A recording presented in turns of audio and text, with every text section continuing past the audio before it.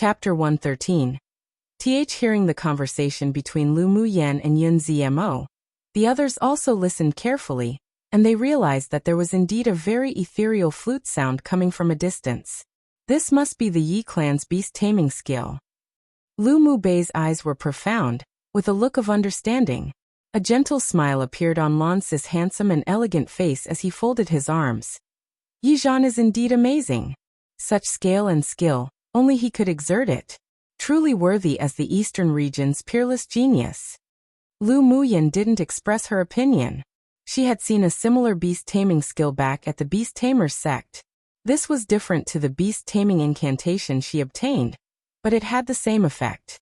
However, the level of this skill was many times worse than the one she knew of. If her strength reached Sword Sovereign, or she successfully formed her core, she would also be able to achieve this sort of skill level in controlling beasts. Unconsciously, her hand touched the ice bangle again. Strength, power, a strong determination burst out from the bottom on her heart. So this turned out to be the control of Senior Yizhan's flute sound. How amazing! Xiao Ziong couldn't help revealing a sliver of admiration. That man was simply the legend of the Eastern region within the last 100 years. Hearing Xiao Ziong's way of address towards Yizhan, Lu Muyan suddenly realized that, aside from when Lan Si added a senior when speaking to Xian Bojian, afterwards, regardless of who, he addressed Sword Sovereign powerhouses with their names, addressing them as equals to him. She even faintly felt that Lan Si's gentle tone carried a sense of indifference. Aside from his special appreciation for Yizhan, he didn't show any respect that a junior should possess towards Sword Sovereign powerhouses at all. It might not be easy for other people to discover it, but she also held such a state of heart as she, who used to be the female immortal of the spiritual world, bore absolutely no fear of Sword Sovereign powerhouses. In her eyes, what they represented was simply a higher cultivation base than her right now. Aside from that, at most it was appreciation of individuals, such as the same appreciation of Yizhan. The strength of a Sword Sovereign was only equivalent to the cultivation base of a core formation stage in the immortal cultivation world. What she used to consider to be an ant-like presence. But she dared to conclude that she and Lan Si were definitely not the same kind of people. He had a deep secret behind him. His cultivation base should have been hidden, and it was probable that even his usual gentle and refined temperament was just an appearance. But who had no secrets? Lan Si wasn't hostile to her. That was enough. She had no intention of exploring other people's secrets. Seeing Xian Bojian lead the pupils from the Xian clan to emerge from another side to join the other 9 distinguished clans, rushing forward and about to reach the foot of the tall mountain, Lan Si said leisurely, "Let's go too." Yes, the others also leapt off the cliff with him and rushed towards the foot of the mountain. Along the way, demonic beasts fought each other while from time to time, when they saw them in their crazed state, they would also attack. But they were all easily killed by Lu Mubei and Yun Zmo, the 2 leading people. Lu Muyan looked at the rainbow hanging over the tall mountain. A faint heart palpitation spontaneously emerged within her. She furrowed her brows.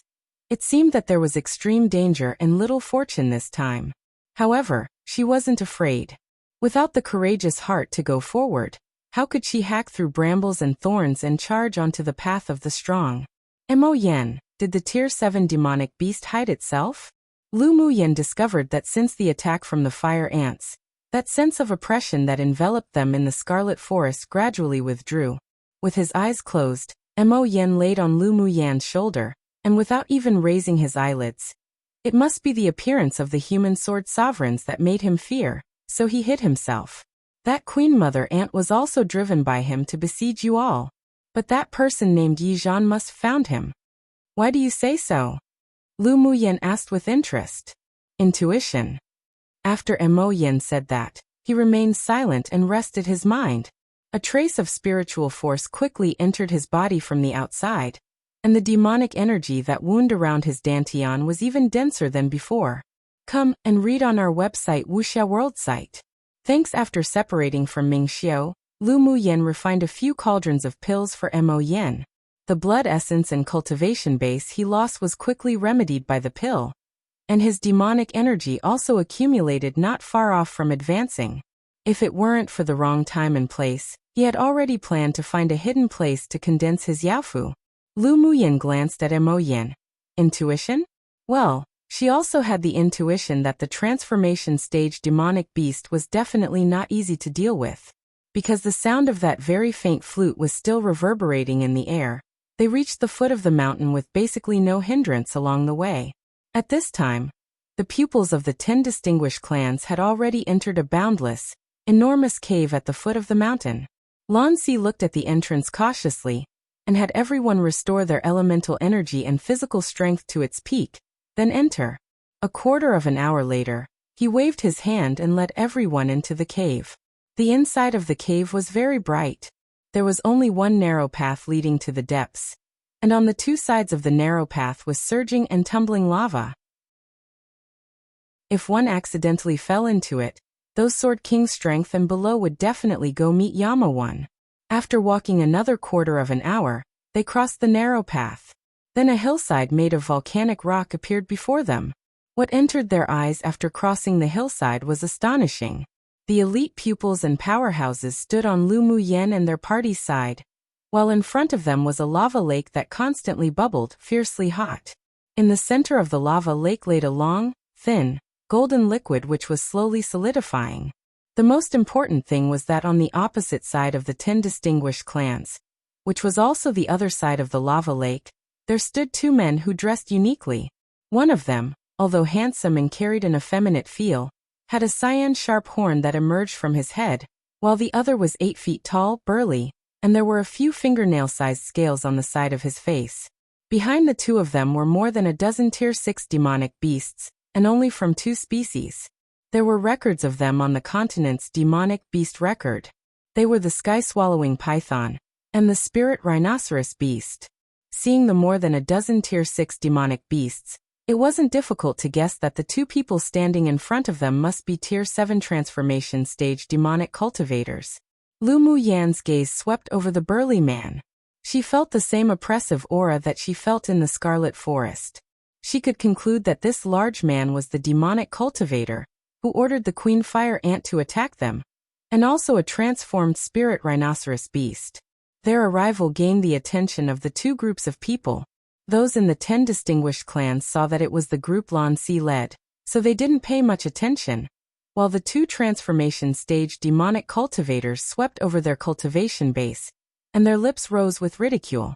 Lu Muyan scanned the area secretly with her spiritual sense once, and found that guy, Ming Xiu's aura. But she couldn't judge his position, probably because he used some sort of secret skill to hide. Human sword masters, what do you intend to do, breaking into this king's cave dwelling? The effeminate demonic cultivator at the transformation stage retracted his gaze on Lan Si and his party, then looked at the sword sovereigns of the 10 distinguished clans coldly, asking. A yellow-clothed sword sovereign old man, who Lu Muyan had never seen before, sneered. Humph, I sure don't know when this volcano became the cave dwelling of a sky-swallowing python. You beings that usually like the cold could survive for a long time in such high temperatures? What a joke. A chill radiated from the effeminate man, and the large man beside him, together with the Tier 6 demonic beasts behind them, prepared themselves, ready to act at any time. The battle was on the verge of starting. One Yama, the king of hell in Buddhist and Hindu mythology. So they'll die basically. Battle, on the verge of starting. Chapter 114. Gathered together, snatch. The human cultivators and demonic cultivators took their own positions on either side, prepared to snatch the heavenly frost golden crystal within the lava at any time.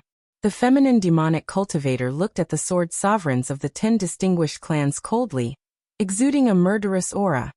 This glacial mountain range is the territory of us, demonic cultivators. It is already unforgivable that you all have intruded without permission. Now to think you even want to compete for the heavenly frost golden crystal. You are truly indulging in the wildest fantasies.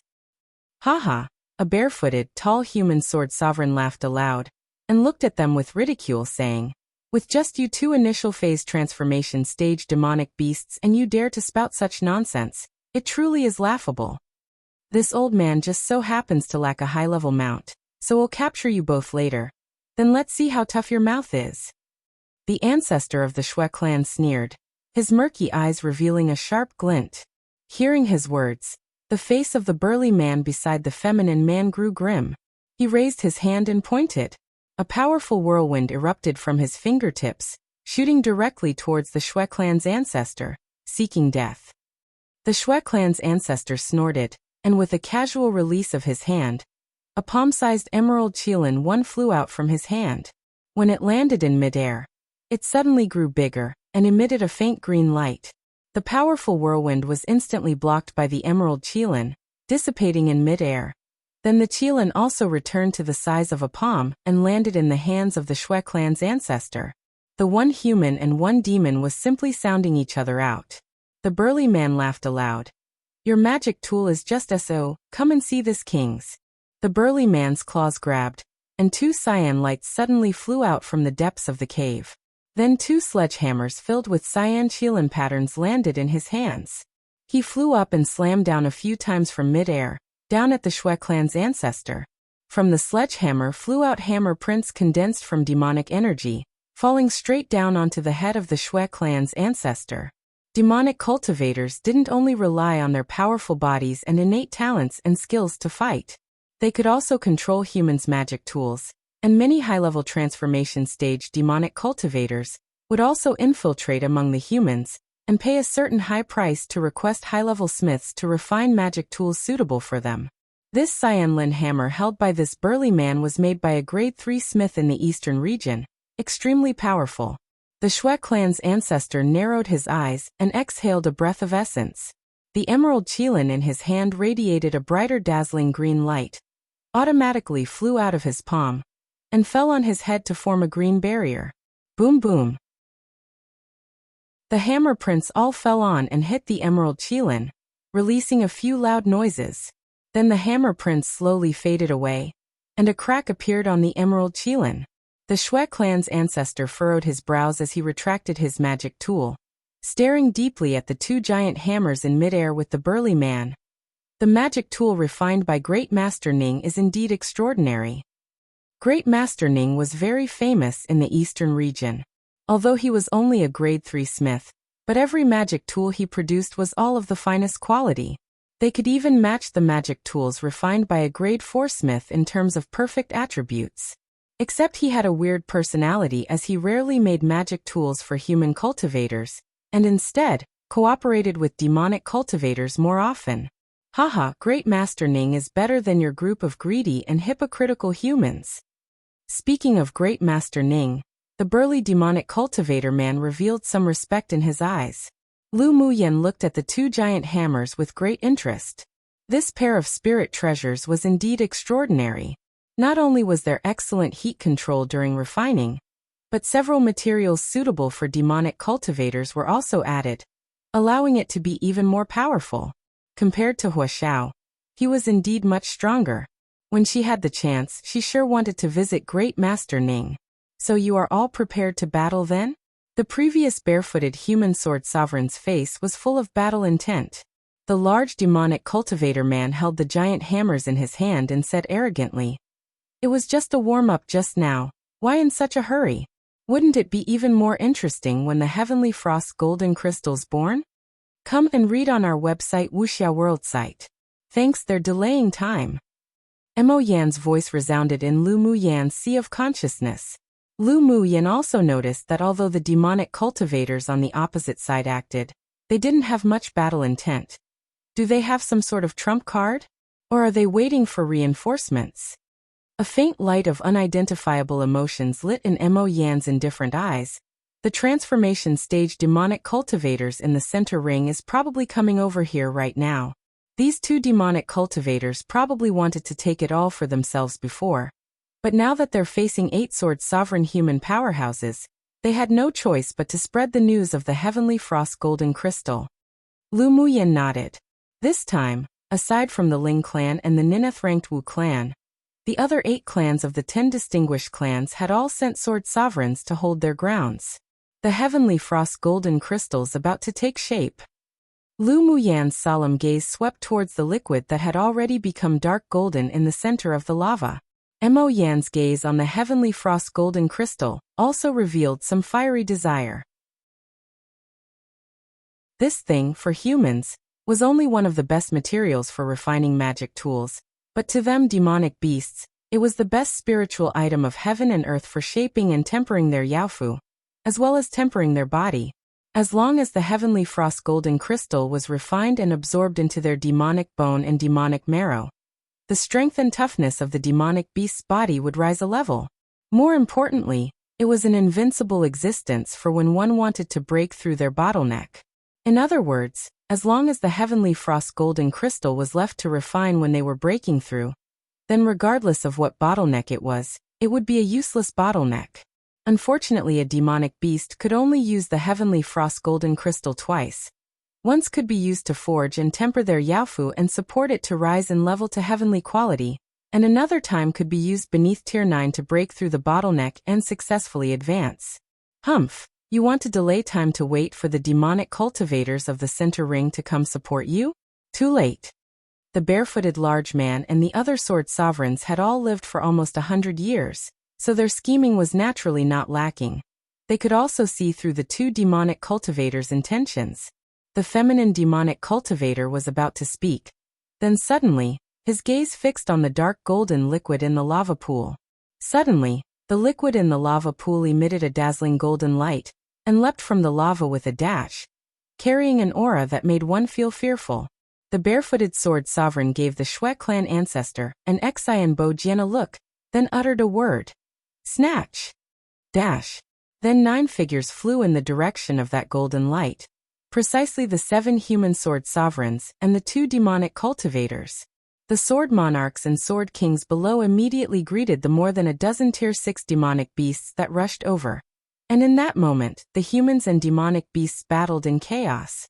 Lu Muyan cast her gaze on Yi Zhan, who was still standing on the side of a rock, unmoving, as well as Lan Si, who looked as if he was enjoying a good show.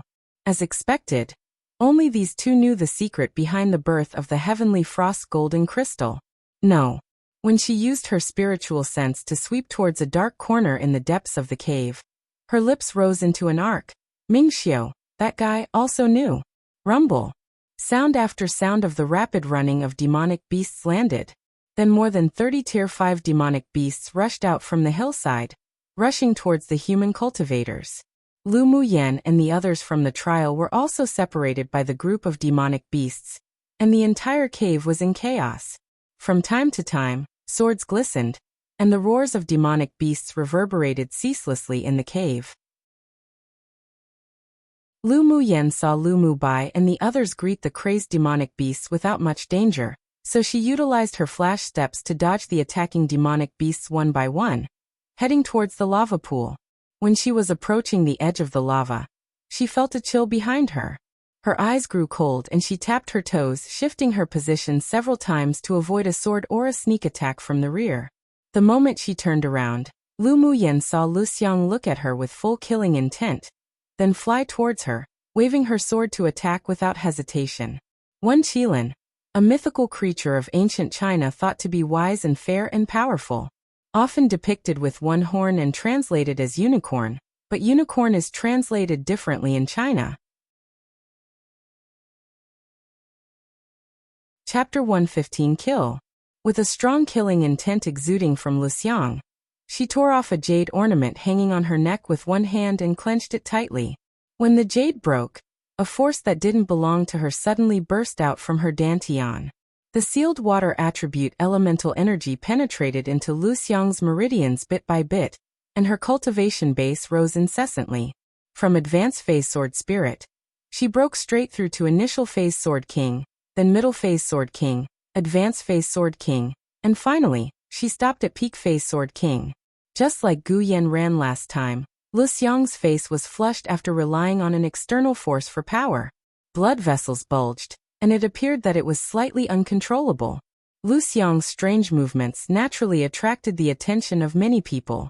Lan Si, who had moved beside the lava pool, stood there, watching with interest, as Lu Xiang condensed a water column that headed straight towards Lu Muyan.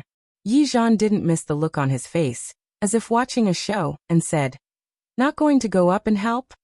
She doesn't need it." Lanci was obviously extremely confident in Lu Muyen. A strange brilliance flashed past in Yi Zhan's deep black eyes that seemed to pardon thousands and possess great wisdom. He casually swept over Lu Xiang. This method of using external force to advance one's cultivation base was extremely harmful to oneself, and she couldn't be Lu Muyan's opponent either. "Aren't you going to snatch the Heavenly Frost golden crystal?" Lanci asked with a smile when he saw Yi Zhan cast his eyes on the battle between Lu Muyen and Lu Xiang. Yi Zhan's voice was light. "And why don't you go snatch it?" Lanci looked up at the sword sovereigns who chased after the golden rays of light not far away as they battled each other. Those demonic beasts and human cultivators who were affected by their violent sword auras were all now buried here, and he sighed. "I'm just a sword monarch cultivation-based junior, so what could I use to compete with the sword sovereigns?" Yi Zhan smiled meaningfully. "Is that so? Then I won't be polite later." Lanci had a gentle and harmless smile on his handsome and elegant face, and both of them knew what it meant by "won't be polite later." Within the crowd, Lu Muyen took out the golden long whip and directly greeted Lu Xiang's attack. Although this woman appeared to be at peak phase Sword King, but she only had the combat power of a middle phase Sword King, and her experience was even more lacking. The water column that flew out was turned into countless droplets by the snaps of her golden long whip. "Lu Muyen, today I'll first ruin your Dantian to avenge Yen Ran, then send you to pass on. It's an honor for you to die in the birthplace of such a spiritual item, such as the Heavenly Frost golden crystal." Lu Xiang kept forming seals with her right hand. Waves upon waves of elemental energy within her, as if wanting to burst, maniacally channeled into the longsword she held, and she smiled sinisterly at Lu Muyen. Lu Muyen sneered. "This woman's brain must've been muddled. Well, I sure won't destroy your Dantian, nor let you be honorably buried in the birthplace of the Heavenly Frost golden crystal." Lu Muyen waved the whip with one hand and the other formed seals at the same time. Then her red lips finally uttered a few words gently. "I'll let you be buried in the belly of a demonic beast and accompany the glacial mountain range forever." Anger rose on Lu Xiang's face. She raised her hand and waved. Countless water droplets flew from her longsword as if strings of beaded curtains, falling around Lu Muyen. The crystal drops of water resembled chains of beads strung together with elemental energy, each emitting a faint blue light, but not falling down. It formed an ellipse that enclosed Lu Muyen. The elemental energy within Lu Xiang's body was slowly drained. She knew that she wouldn't be able to maintain the peak phase Sword King cultivation base for long. When the borrowed power in her body was consumed, she wouldn't be Lu Muyen's opponent. Therefore, after the tentative attacks, she mobilized the elemental energy within her entire body and used her strongest killer move. Success or failure would depend on this move.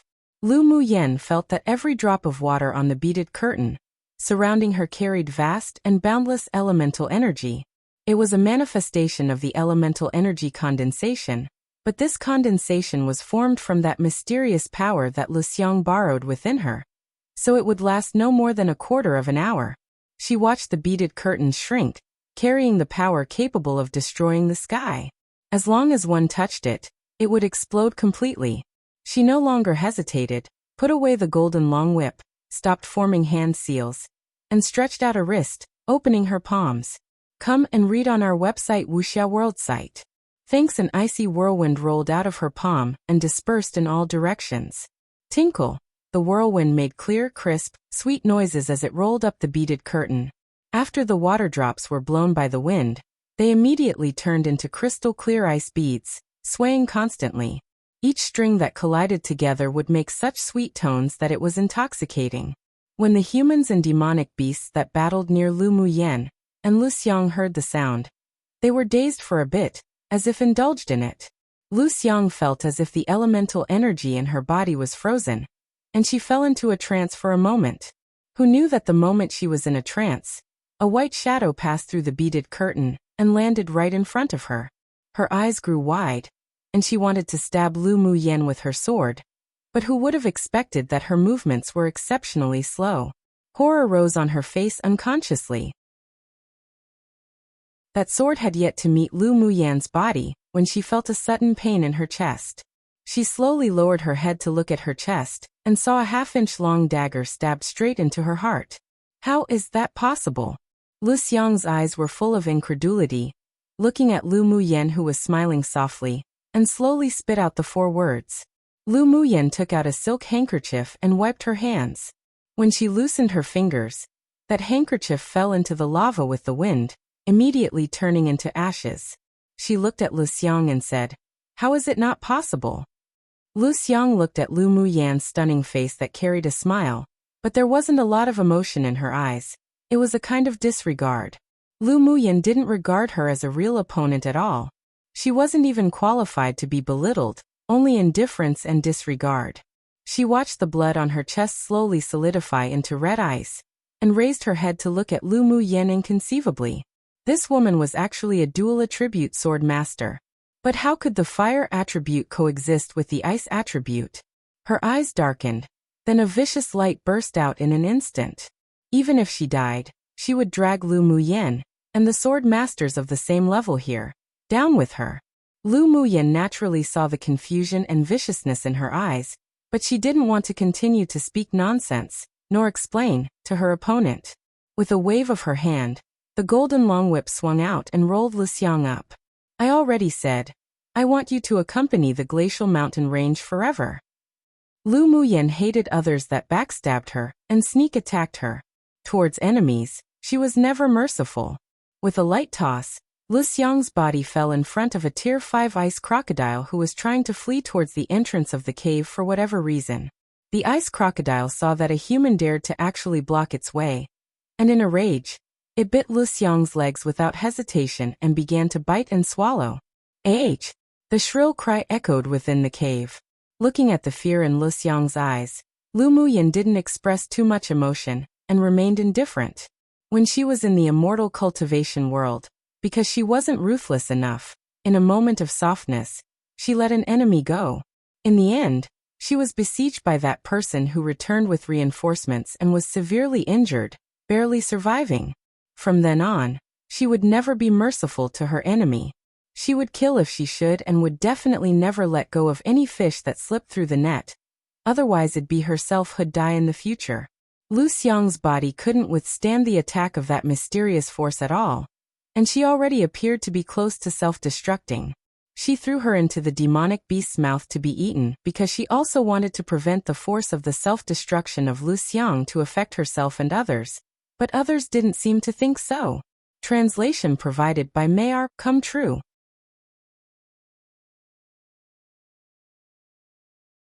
Chapter 116. This highness will take it. When the shrill screams echoed in the cave, many people couldn't help but cast their eyes on Lu Xiang, who was being eaten by the ice crocodile. Then their gazes shifted to Lu Muyen. She stood on a high rock in spotless white clothes with an indifferent expression, holding a golden long whip. Behind her, the frozen water elemental energy beaded curtain broke inch by inch, turning into light blue powder, scattering in the air. Many people cast disapproving glances at her. Lu Xiang used an external force to increase her cultivation base to kill Lu Muyen, so she deserved to die. But why did Lu Muyen kill her, and also throw her in front of a demonic beast to eat? Such an approach was too cruel. This was the thought of many of the pupils of the 10 distinguished clans. The good feelings and admiration for Lu Muyen they originally had instantly faded, and there was even a faint dislike. Lu Muyen didn't care about other people's opinions nor explained. She turned around to avoid the crazy demonic beasts, and landed beside the lava, standing there quietly. "Lu Muyen, they think you're too cruel." Lanci watched her emotionless expression as she stood beside him. He revealed a gentle smile, as if knowing why she did it, and didn't have a trace of disgust. Instead, a kind of appreciation rose from his heart. He had seen countless women. They were either cruel, either kind, either gentle, either hypocritical, either arrogant or the like, but there had never been a woman who constantly refreshed his understandings like Lu Muyen. Lu Muyen didn't move, staring at the bubbling hot lava, and then whispered after a bit, "Doesn't matter." Yi Zhan looked askance at the girl beside her. His eyes that were boundless and deep like the sea fluctuated slightly. The gazes of Yi Qinghan, Yun Lan and the others that were cast on Lu Muyen were all very soft, and they weren't disgusted by what she had done just now. Lu Xiang was just looking for death, so who could she blame? Bang! Following the shrill screams and the roar of the demonic beasts in the cave, the surrounding rocks shook and an explosive sound with dense, strong elemental energy resounded throughout the cave. The humans and demonic beasts currently fighting all looked in the direction of the ice crocodile with lingering fear. At this time, the place had been razed to the ground and the flesh and blood of more than a dozen Tier 5 demonic beasts splattered across the area. This sort of power was already very close to the full blow of a sword sovereign powerhouse, so that Lu Xiang wanted to self-destruct by borrowing the external force. The faces of those people who had thought Lu Muyen was cruel now turned pale. If Lu Xiang's body hadn't been thrown so far, and was eaten by the ice crocodile, the elemental energy from the self-destruction would be even greater, and the people and demonic beasts who fought in the central area wouldn't be spared from being affected. The fights between the sword sovereign powerhouses were all being suppressed, because below them were still the pupils of the various clans, so the energy used wasn't spread too much to avoid hurting their own pupils. But Lu Xiang obviously had no scruples at all. If they were affected by her self-destruction, even if they didn't die, they'd be heavily injured. Those who originally had some sympathy for Lu Xiang all spat at her, and were irritated with her in their hearts. There were some other emotions in their eyes that looked towards Lu Muyen. The disgusted expressions were replaced by complexity, and a few people even had faint gratitude in their eyes. Even if Lu Xiang's target was Lu Muyen, but if she self-destructed, there was no difference between enemy or friend. This time, it was indeed Lu Muyen who saved them. Lu Muyen, however, had no intention of being concerned about the complex gazes that had changed. Her heart was currently beating hard at this moment, as if there was something beckoning her at the bottom of the deep lava pool. Lu Muyen, you're really only 16 years old? My interest in you is really getting stronger and stronger. Lan Si suddenly leaned down beside Lu Muyen, his even breath landing beside her ear. Lu Muyen stepped back, furrowed her brows, and looked at Lan Si saying, "If you're really bored, why not think about how to deal with Senior Yi? Come and read on our website Wuxia World site." Thanks. A meaningful smile rose on Lan Si's gentle and elegant face. It turns out that aside from him, you also know. A color of surprise flashed past Yi Zhan's eyes. Then he held back his emotions. He looked up and saw the golden light, grabbed by the ancestor of the Shui clan, suddenly spill out from his fingers. Then it assembled again and turned into an even brighter golden light, flying into the bottom of the lava pool. Don't hide anything anymore. Whoever snatches it, will it belong to who? When the golden light fell into the lava, Yi Zhan immediately took out his jade flute on his waist, flew up and slashed at the lava pool. Lan Si also put away the smile on his face, took out his long sword and swung a strong sword light at the lava. Meanwhile, the sword sovereigns who were fighting in the distance looked at each other in confusion.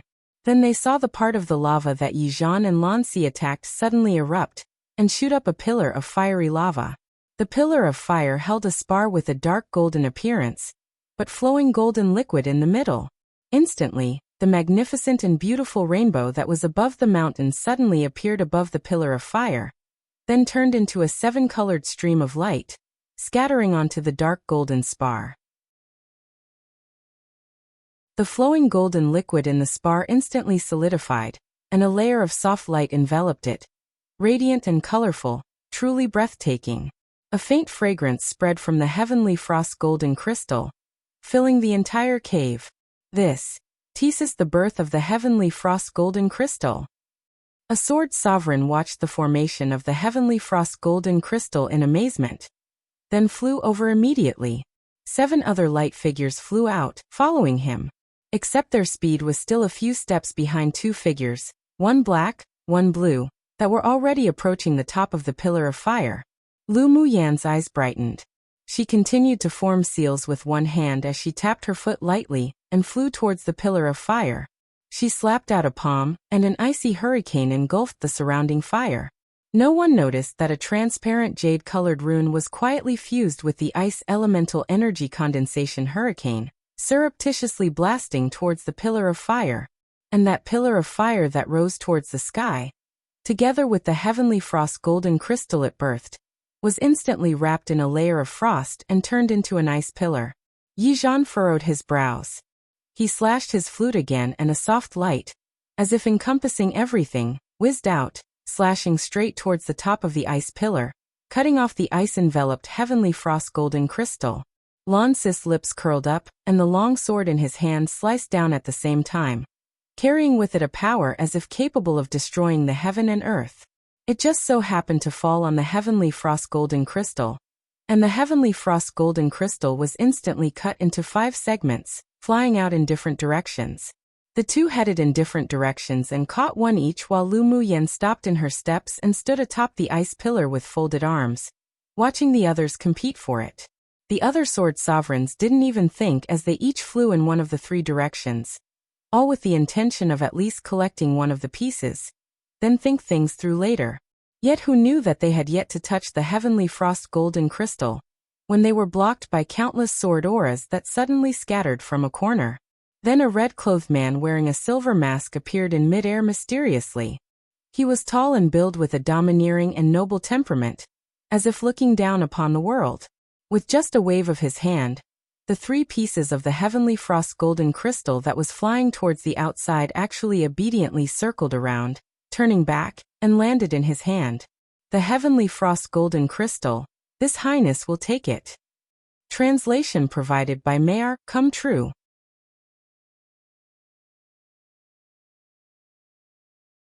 Chapter 117 Jealous Note. Unedited as I needed to do something. Will edit updated version ASAP later today in midair. Mingxiu stretched out his arm and held the 3 frozen heavenly frost golden crystal in his hands. He looked indifferently and coldly at the sword sovereigns, glaring as if a tiger eyeing its prey. He held up a piece of heavenly frost golden crystal to play with, looking down with a bit of tease in his eyes, and said in an extremely arrogant tone, "This heavenly frost golden crystal is in this Highness' hands. If you want them, come get it." Humph, from where did such an arrogant person come out from? You and I are both sword sovereigns. With you alone you want to provoke us all. You truly are courting death. The Shui clan's ancestor looked at the red-clothed man in the sky with cold eyes. This man gave him a sense of oppressive danger, but the heavenly frost golden crystal's attraction was simply too great. He suggested to the other sword sovereigns and demonic cultivators, "Let's go together. Whoever obtains the heavenly frost golden crystal, will it be whose?" His words made the other sword sovereigns and demonic cultivators interested, and they flew up together, surrounding Mingxiu. They nobiliated their elemental energy together to utilize their magic tools, wanting to kill him first, then obtain the heavenly frost golden crystal. Yi Zhan, who was standing by the lava, didn't join the siege of Mingxiu. His gaze was deep and far-reaching. Seeing Lan Si walk to the side with a piece of heavenly frost golden crystal, he unconsciously said, "That person is very strong." Lan Si meaningfully swept his gaze over to Lu Muyen, who stood atop the ice pillar, watching the battle fixedly. Then he cast his gaze on the silver-masked red-clothed man. Those people are all sending themselves to their deaths. The indifference in Mingxiu's eyes didn't fade despite being surrounded, as if these sword sovereigns were irrelevant to him. They were being underestimated. This was the first feeling of the several sword sovereigns. Go. The ancestor of the Shui clan narrowed his eyes and brandished a red silk ribbon from within his sleeve. This was his high-grade spirit treasure. Every time it was brandished, it had never been in a disadvantage as it trapped sword masters within the red silk. Although it couldn't trap one for long, but it was enough for him to kill the person. Following the ancestor of the Shui clan, all the sword sovereigns who besieged Mingxiu either swung their swords in anger or attacked using their spirit treasures. In an instant, in midair, the cave lit up with various colors, carrying strong pressure. The demonic beasts and sword masters below all felt extremely suppressed and difficult to move.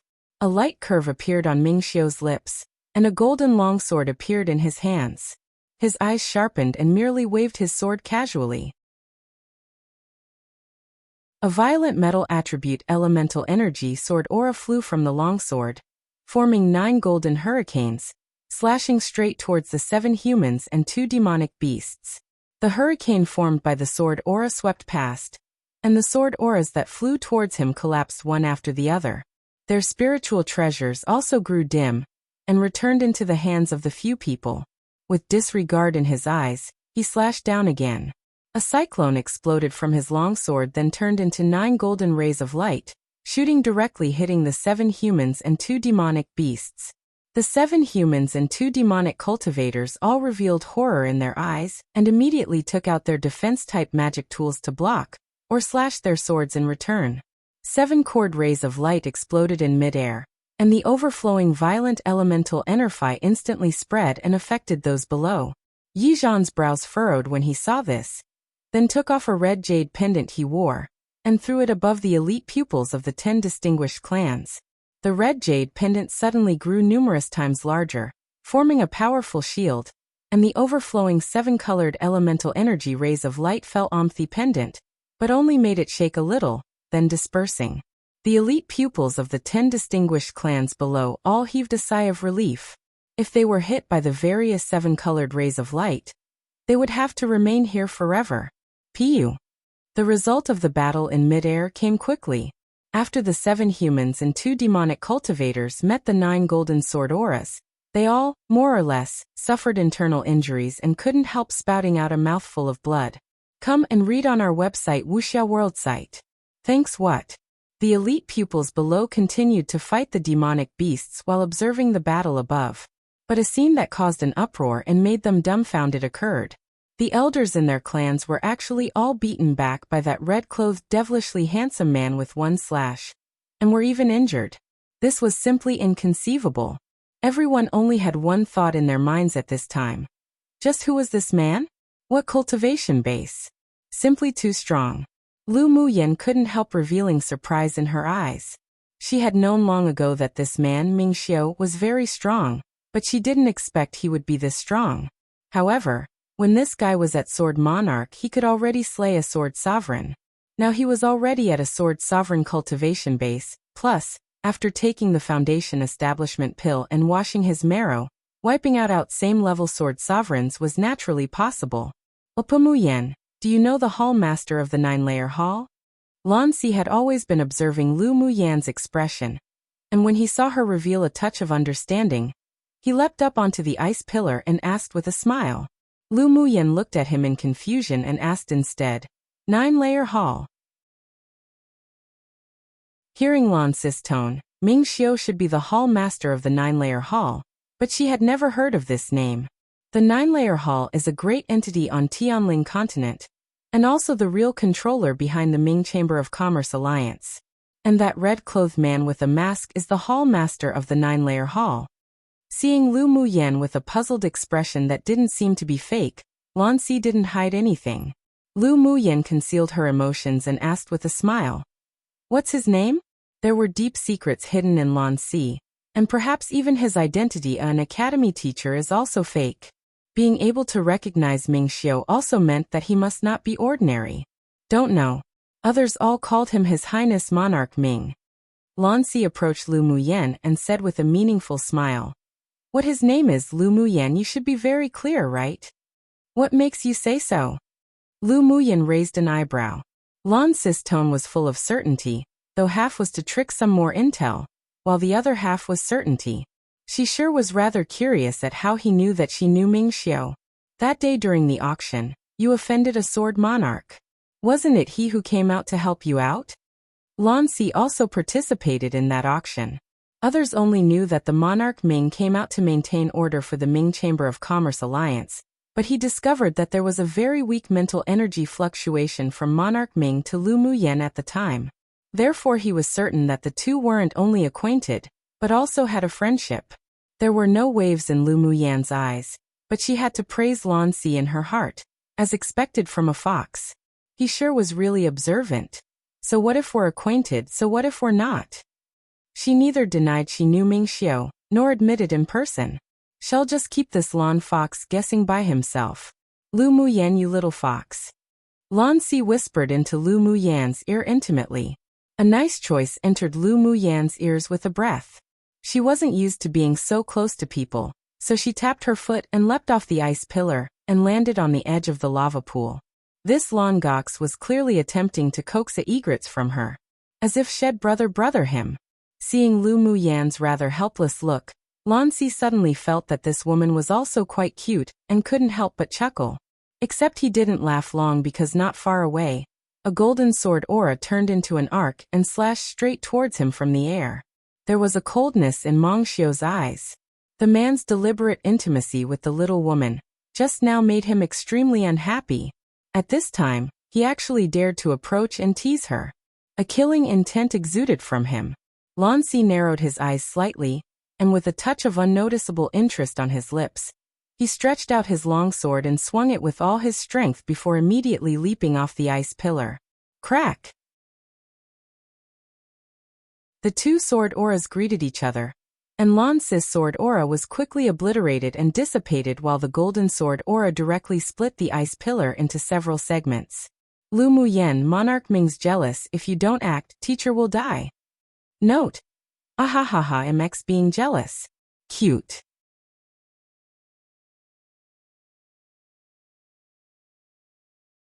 Note: sorry guys, another unedited chapter due to unforeseen circumstances. Yesterday's chapter is updated with edits.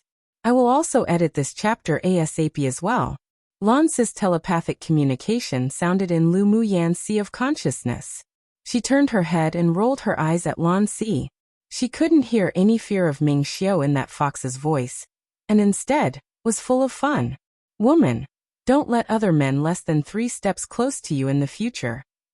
Immediately following, Meng Xiu's nice, clear and magnetic voice entered Lu Muyan's sea of consciousness. As soon as she raised her head, she met that pair of deep obsidian-like eyes that carried a faint annoyance. Lu Muyan's lips rose in a slight curve. This guy sure was pretty. He's my teacher. You should resolve the other people first.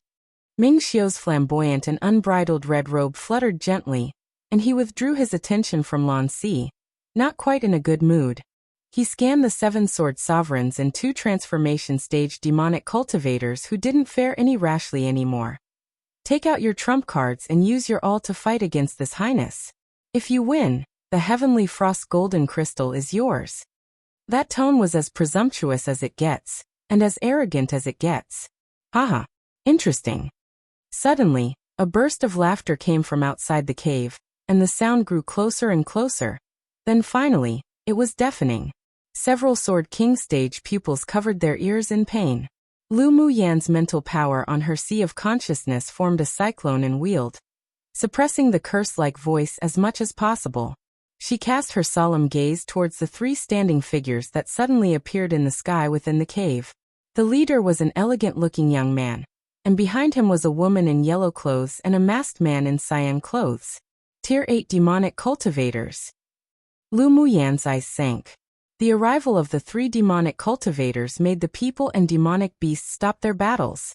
Several sword sovereigns were shocked when they scanned the man's cultivation base. Greetings to Ice Master. The 2 demon cultivators who had besieged Meng Xiu were startled for a moment when seeing the 3 demons, clearly also a little startled, but they didn't dare hesitate and immediately stepped forward and bowed. The leading elegant man held a feather fan with a gentle, cultured, bookish temperament, and simply seemed to have no relation to a transformation stage demon cultivator. His eyes were indifferent, but with a casual sweep of his eyes, it made people feel a chill. Whoever has the heavenly frost golden crystal, take it out. This monarch will take it. His tone was light, as if he was simply talking about something unimportant. Currently, the sword sovereigns of the 10 distinguished clans in midair all landed and retreated to the side. This scholarly and refined-looking demon cultivator's level was an entire stage higher than them. They simply didn't dare make any moves. What big talk? What if this highness says no? There was a chill in Meng Xiu's voice, but the arrogance didn't abate. Hearing what Monarch Ming said, Yi Zhan and Lan Si didn't glance at each other and said nothing. The scholarly and refined-looking Ice Master was taken aback for a moment, then sneered. Only a human sword sovereign strength cultivator, and you dare to call yourself this highness, how interesting. Interesting? This highness actually finds it boring. There was absolutely no fear in Meng Xiu's eyes, as if the difference in cultivation base between them was nothing. Good. You have personality. I like it. The ice master looked around Mingxiu with interest. Not only did he not get angry, he also showed some appreciation. Take off your mask and let this monarch have a look. If you look handsome and beautiful and is to this monarch's liking, then it doesn't matter if this monarch wouldn't mind rewarding you with the heavenly frost golden crystal. Lu Muyen felt constant cold air overflow from Mingxiu's body, and she couldn't help but twitch the corners of her lips. So this demonic beast seemed to be gay. Come and read on our website Wuxia World site. Thanks, this highness still lacks a flying mount. The descendant of the ancient Iceluan can make do. There was a chill on the deep black eyes of Mingxiu, and a clear and devilishly enchanting laugh sounded from Mingxiu's lips. What do you think of such? The smile on the ice master's eyes slowly vanished, and it was replaced by a piece of icy coldness. This devilishly enchanting man didn't only know that he was the descendant of the ancient Iceluan, but he also wanted to make him his mount. What big talk it was. This also made anger he had never had before rise in him. Gasp. The man and woman, and the two demon cultivators Consort helped sucking in a deep breath when they heard Mingxiu's words. This human sword master was truly bold. The ice master might look extremely bookish on the surface, but he had a very cruel and changeable temperament. Currently Mingxiu in their eyes was no doubt equivalent to a dead person. If you want to take this monarch as a mount, then take out some skill, and let's take a look. This monarch actually wants to take you back for dual cultivation. Such a beauty is rare. The ice master had coldness in his eyes, but his mouth was extremely cheap. This place is too small. How about we go out to fight? Mingxiu didn't care about other people's life or death, but was afraid that the battle with this Tier 8 demon cultivator would affect Lu Muyen and her elder brother.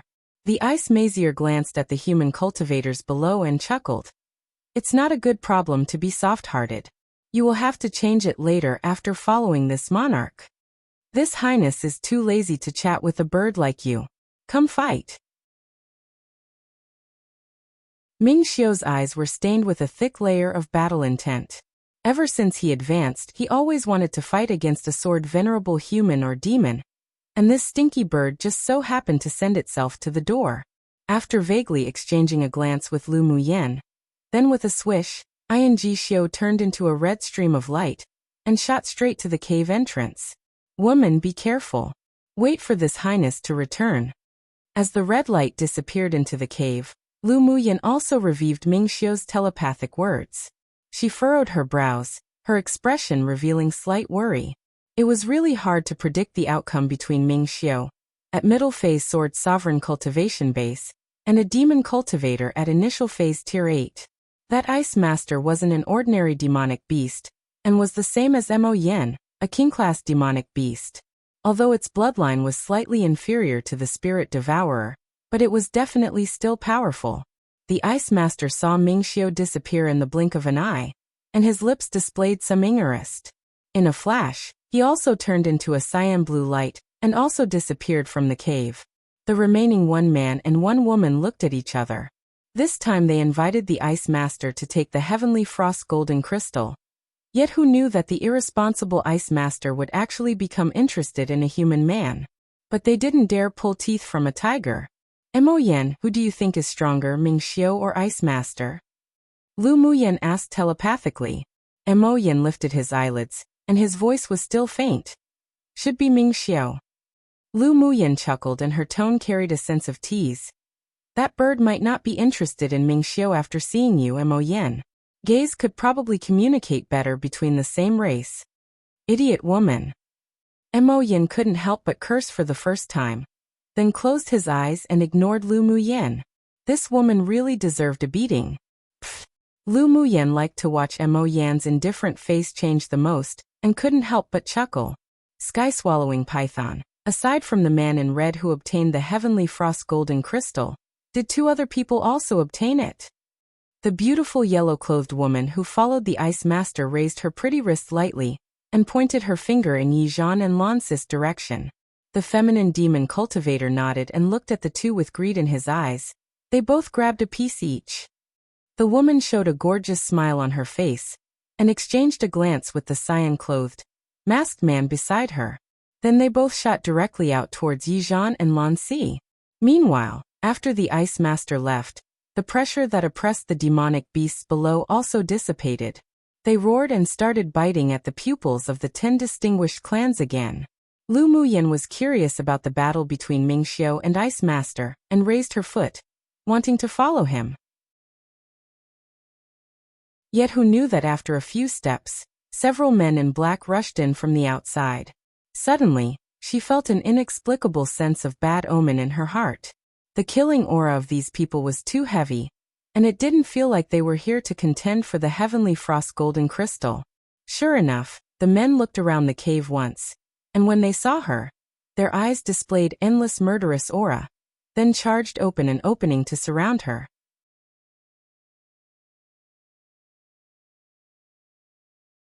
Chapter 119.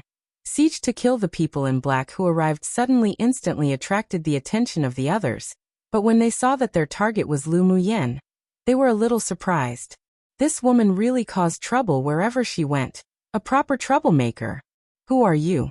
Lu Muyan held the golden whip in one hand and kept forming hand seals with the other hand hidden beneath her sleeve. The killing intent in these people's eyes were too deep. It seemed that they were here precisely for her. The leading man in black had a hoarse and cold voice. You'll know when you see Yama. I sure want to see who's going to see Yama today. Lu Muyan said with a rare look of ferocity in her eyes. These people were really pushing her too hard. Ever since Gu Yan ran, they came to her door to provoke her one by one, all wanting her to die. Even a clay bodhisattva had some hot temper. She was truly angered. Yenner. When Lu Mubai saw the 6 people in black surround Lu Muyan, he split the Tier 5 demonic beast before him in half, tapped his foot and leapt over beside her. You sure took the initiative to send yourself before us. The leader in black sneered and made a hand gesture to the 5. Kill. The other 5 people quickly spread out after observing his orders. Each drew out an identical longsword, channeled their elemental energy into it, then swung towards the 2 together. Upon seeing this, Yi Qinghan, Yunlan and the others quickly resolved the fight with the demonic beasts they were in, and leapt over one after the another. They drew their swords and brandished them, colliding with the several sword auras.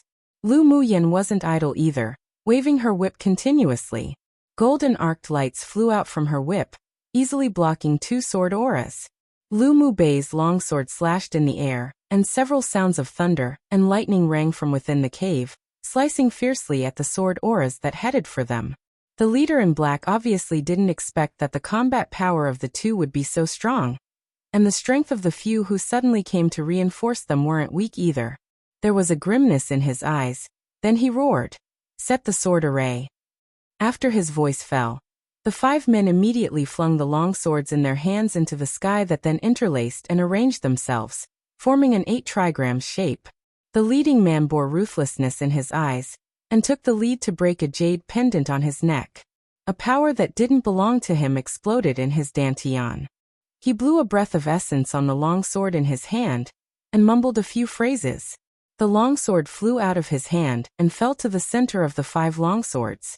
When the 5 people saw this, they didn't hesitate to tear off the jade pendants on their necks as well and break them, borrowing the external force to increase their cultivation base. When the leader reached peak phase Sword Monarch, and when the other 5 reached peak phase Sword King, they shot out 6 gray rays of elemental energy. It drew an arc in the air before entering the 6 long swords. Wang. The 6 long swords buzzed as if they had intelligence. The sword body trembled a few times, then each flew up and slashed. Sword auras darted fiercely towards the Lu clan's brother and sister one by one. Lu Mubai huffed coldly, and a dark green leaf-shaped magic treasure flew out of his hand, greeting the rays of gray sword light stabbing towards them. The leaf spun around a few times in the air, slowly growing in size in the 4 directions, then immediately enveloped Lu Muyan and the others. Clash! The sword auras fell on the leaf and made countless crisp sounds.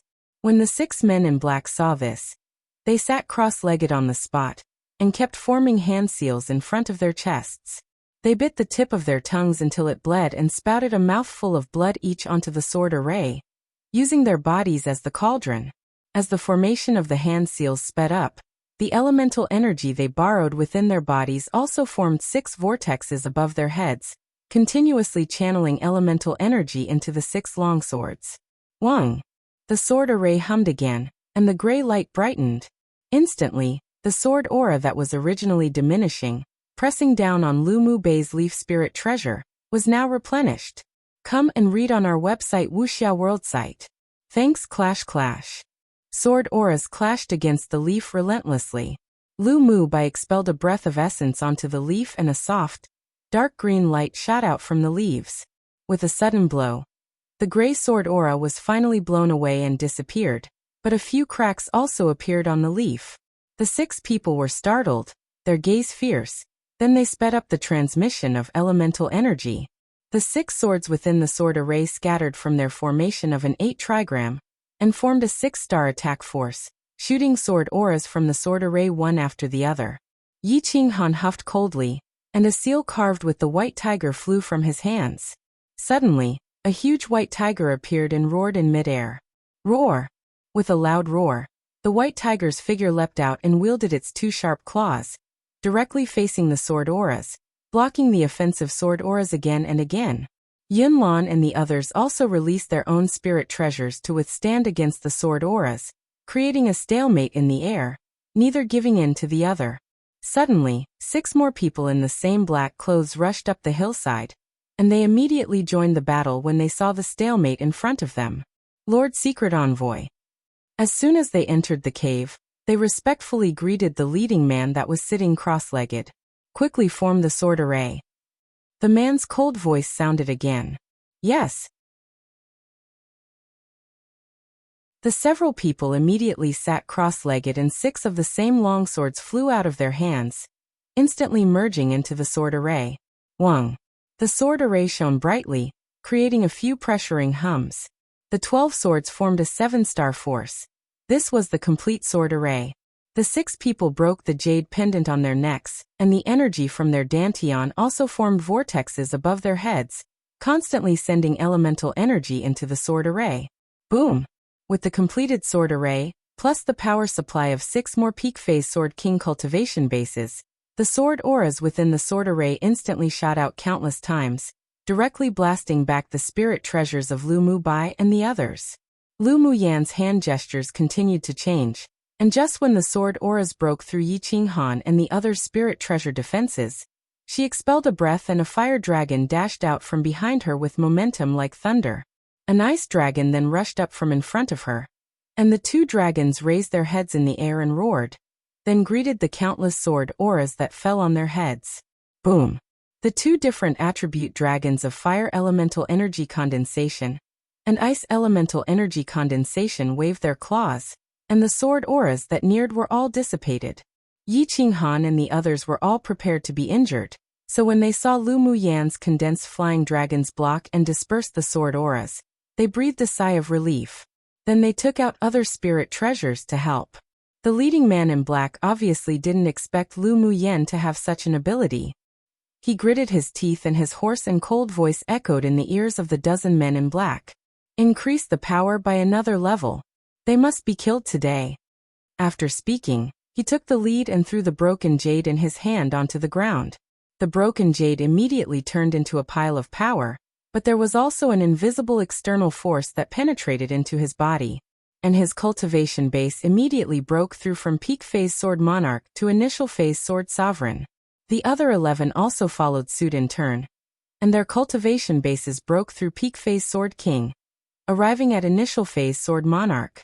The 12 vortexes continuously expanded from the top of their heads and endless waves of dense elemental energy was channeled into the 7-star sword array. The gray energy in the sword array was even denser, and countless sword auras gathered, forming 2 giant sword phantoms that slashed straight towards the 2 flying dragons. Pung! The sound of violent impact resounded, and the 2 giant swords actually cut the 2 roaring flying dragons into 2 pieces. One comparison used to emphasize that everyone has a temper, even the kindest person.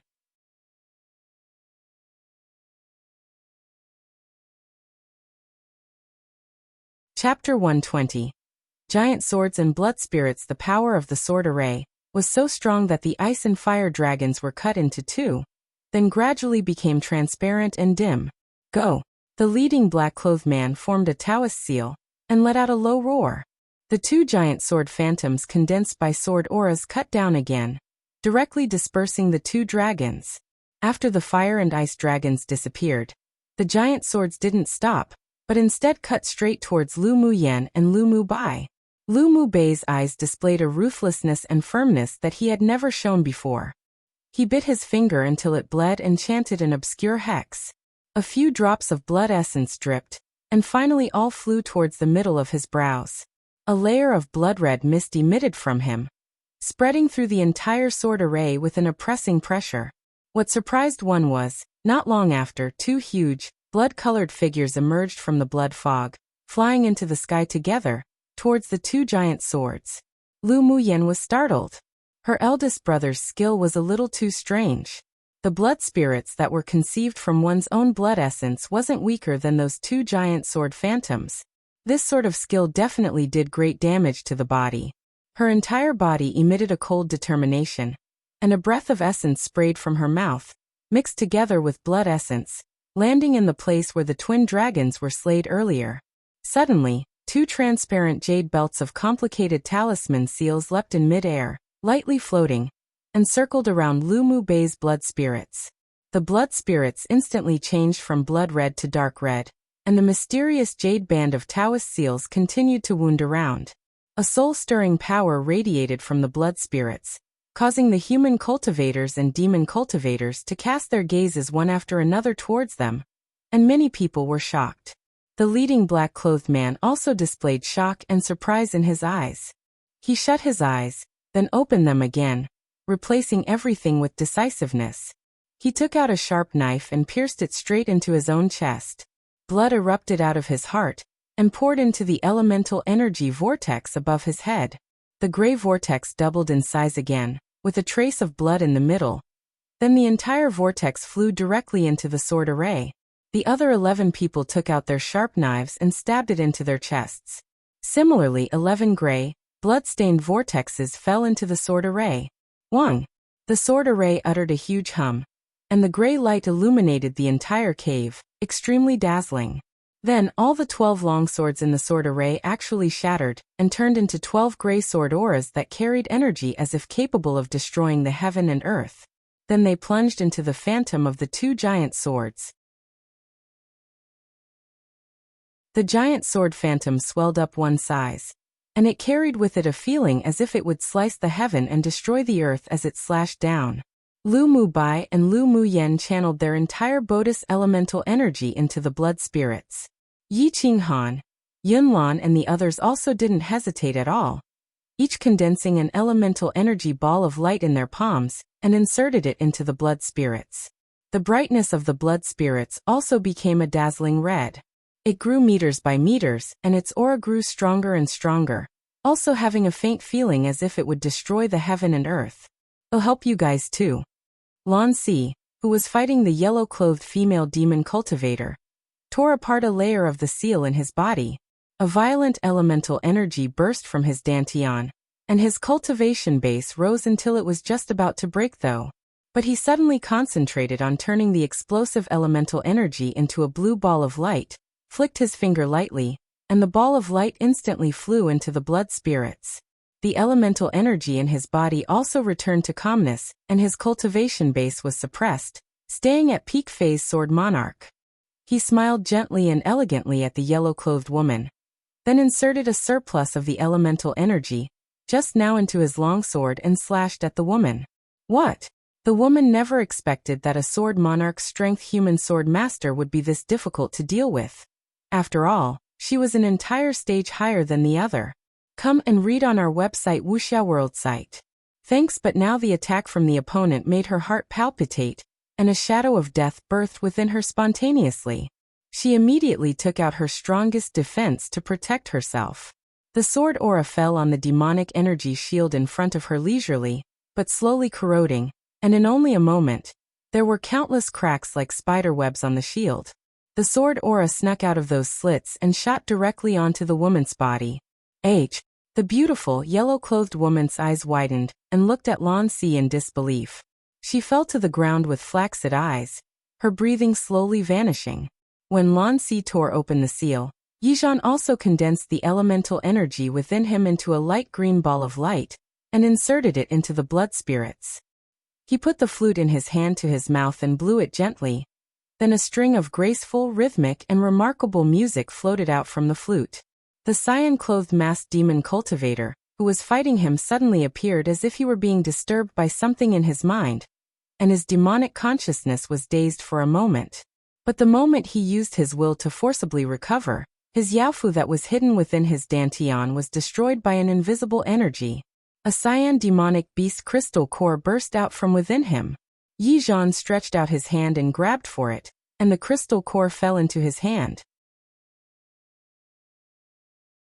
In addition to observing Lu Muyen and the others battle with the black-clothed men, the other sword sovereigns and elite pupils also watched the battles of Yizhan and Lan Si.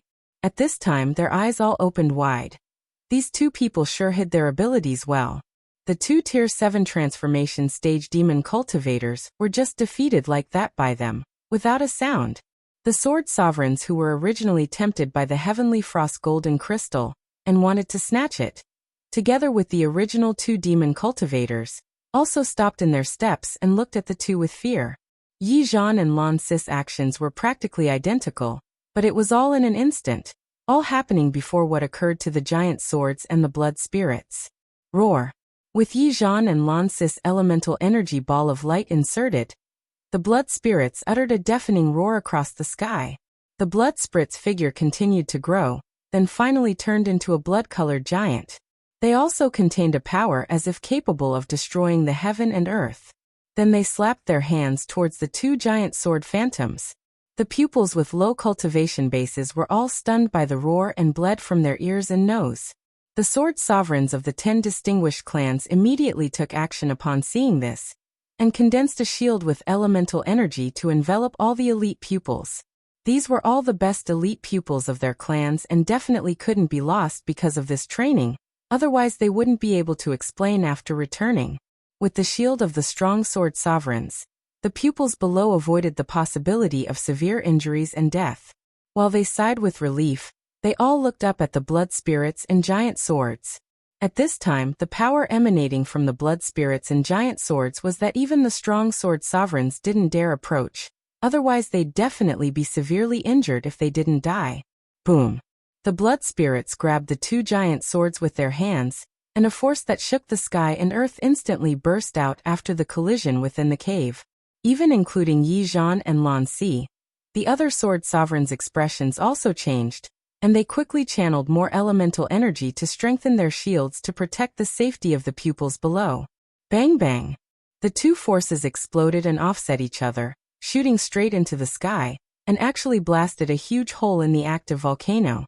The cave shook violently, and the falling rocks rolled down. After more than 10 breaths of time, those two forces dissipated into the horizon, together with the feeling of fear. Pu. Lu Muyen and Lu Mu Bai each spouted a mouthful of blood, and took a few steps back. But the 12 men in black weren't much better.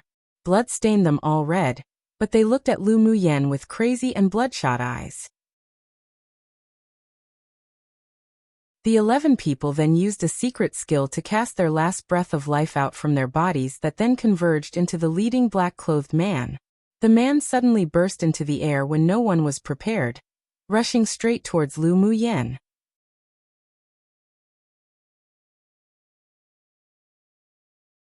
Chapter 121. This Highness wants to see who dares kill her? At this time Lu Muyen was extremely deficit in elemental energy. Due to the battle of skills, the remaining pressure of the giant sword still injured her internally, forcing her back a few steps. The leading black-clothed man originally used the mysterious external energy to force his sword monarch cultivation base to initial phase sword sovereign. So now, although he was stabbed in the chest with his life in danger, he still gathered the 11 black-clothed men's life force. It was as if the last radiance of the sun, the last burst of energy, so his strength would naturally not be weak. Lu Muyen gritted her teeth and the mental energy in her sea of consciousness surged layer by layer. forming a spiral tornado-like shape which gradually emerged from her sea of consciousness. When the leading, black-clothed man was near Lu Muyen, he gathered all the remaining elemental energy into the longsword in his hand. The gray sword aura was like an abrupt gust of wind and rain, mixed with the sound of violent wind, and he shot it straight towards her forehead. Lu Muyan's eyes were stained with coldness, and the light in her eyes were exceptionally sharp and pressuring. So what if there wasn't any elemental energy left in her body? She wasn't afraid. A Taoist seal quickly formed in her hand, and the helical tornado condensed from her mental energy in her sea of consciousness flew out from her body, quickly rotating, and instantly greeted the grand gray sword aura. Wherever the tornado went, there was also a jade-colored vermilion bird formed from a transparent rune. With a long cry, it spread its wings with the pride of a divine beast, then plunged into the misty gray sword aura. Silence. Everyone's gaze within the cave all gathered at the sword aura in midair, and the rune vermilion bird that emerged from Lu Muyan's body. Although Lu Muyan's mental energy was suppressed by this interface, but it was still 2 or 3 phases above her current cultivation base. It was also hidden by her secret skill, so no one felt the tornado made from mental energy that was surrounding the vermilion bird. Whoosh whoosh. A few sounds of wind rang across the ears of the people in the silence. Then the vermilion bird that spread its wings and flew up high, raised its head and cried into the air again. It gradually became transparent with that pride until it disappeared. The gray sword aura instantly became very dim, but it still maintained an offensive stance. It was weakened, but it still continued to move forward with the power capable of killing a sword king. Destroy. A string of blood spilled from Lu Muyan's lips, and she spit out a word heavily. Then the spiral tornado formed by her mental energy turned into countless tentacles, grabbing the gray sword aura that rushed towards her. Everyone opened their eyes wide in amazement and shock, watching the gray sword aura appear as if it were being blocked by some sort of force, cracking in midair, without a sound, then disintegrating and disappearing. Piu. Lu Muyen spouted a few mouthfuls of blood consecutively, and her face instantly turned pale. Her condensed mental energy also disappeared in the sky together with the gray sword aura. But she could no longer bear the aftereffect of forcibly using her trump cards, and was extremely weak. The leading, black-clothed man also suffered backlash and spewed out a few mouthfuls of blood, but his eyes were exceptionally bloodshot right now, as if a vengeful ghost crawling out from hell. Then he slapped his chest fiercely. All the power in his body gathered at his heart. He let out a crazed laugh, forcibly burned his life force, eventually turning it into a strong, shocking force that exploded within him. He took out a dagger and channeled all the energy into it. His eyes carried a sharp viciousness, and he flew straight towards Lu Muyan's heart, saying with a hoarse and cold voice, "I'll see how you dodge this time. This old man must complete this mission, and kill you here today even if it costs me my own life." Lu Muyan clutched her chest and closed her eyes. When she opened her eyes, she looked coldly and indifferently at the dagger flying towards her with a violent force. She had tried her best. Life or death was up to fate, so what was there to fear? Because the speed of the leader in black was too fast, the others such as Yizhan and Lan Si simply had no time to rescue her. So they could only watch the dagger approach her chest. Come and read on our website Wuxia World site. Thanks Yenner. Muyen. Several powerless, desperate, and hopeless roars sounded heart-wrenching. Lu Muyan's exceptionally beautiful face bloomed with a gorgeous smile, and her lips overflowed with an arc which actually made her look bewitching. It wasn't so easy to kill her. She moved her soul energy to her forehead and wrapped it with the remaining energy in her heart. As long as her soul wasn't destroyed, then she could still live. At most, she'd wait for a few decades until her bodice remade. But when that time came, she would surely stomp on the mastermind behind these men in black and refine them, making them unable to reincarnate forever. Roar!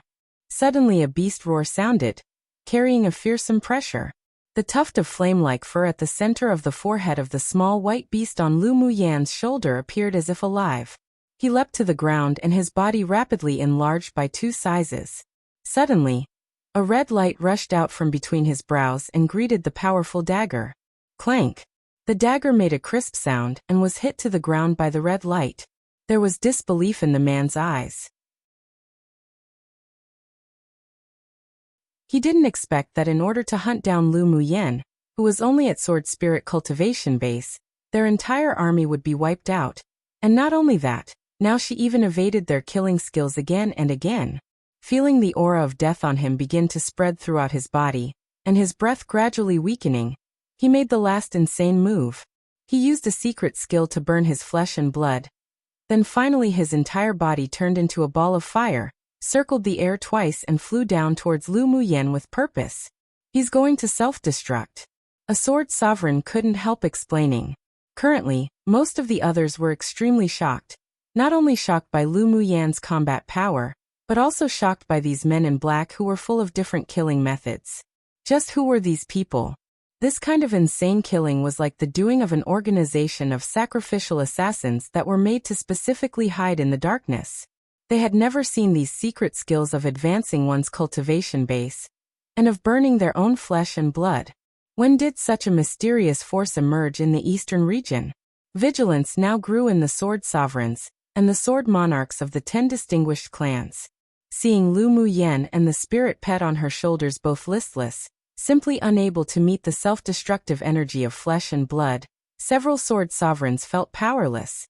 They could only pity that it would be difficult to inquire about the whereabouts of the marrow-cleansing pill. The leading, black-clothed man used killer moves each time he acted, and his speed was so fast that they simply couldn't help at all. Even if they had the ability, they didn't want to help an outsider and be left with severe injuries.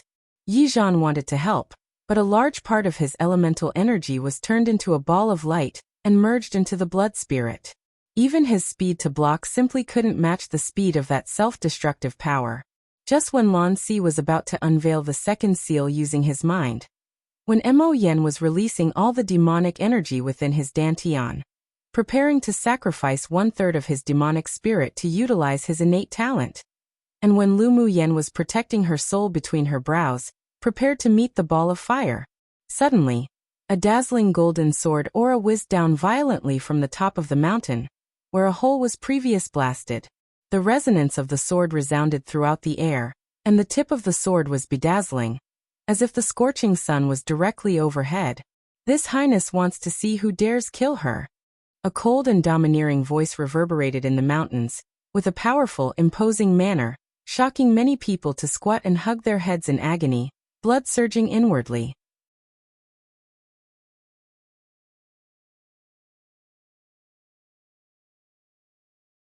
As the overbearing and fierce voice echoed, the golden light slashed straight towards the ball of fire. With just a touch, the fireball that was the black-clothed sword sovereign made from his flesh and blood in an attempt to self-destruct, was completely annihilated by the golden sword light falling from the sky. Lu Muyen immediately stopped the seal she was preparing to use to put her soul into a deep sleep, and looked up, with a pale face, at the man in red that was about to land from the sky. But a scene that no one expected occurred.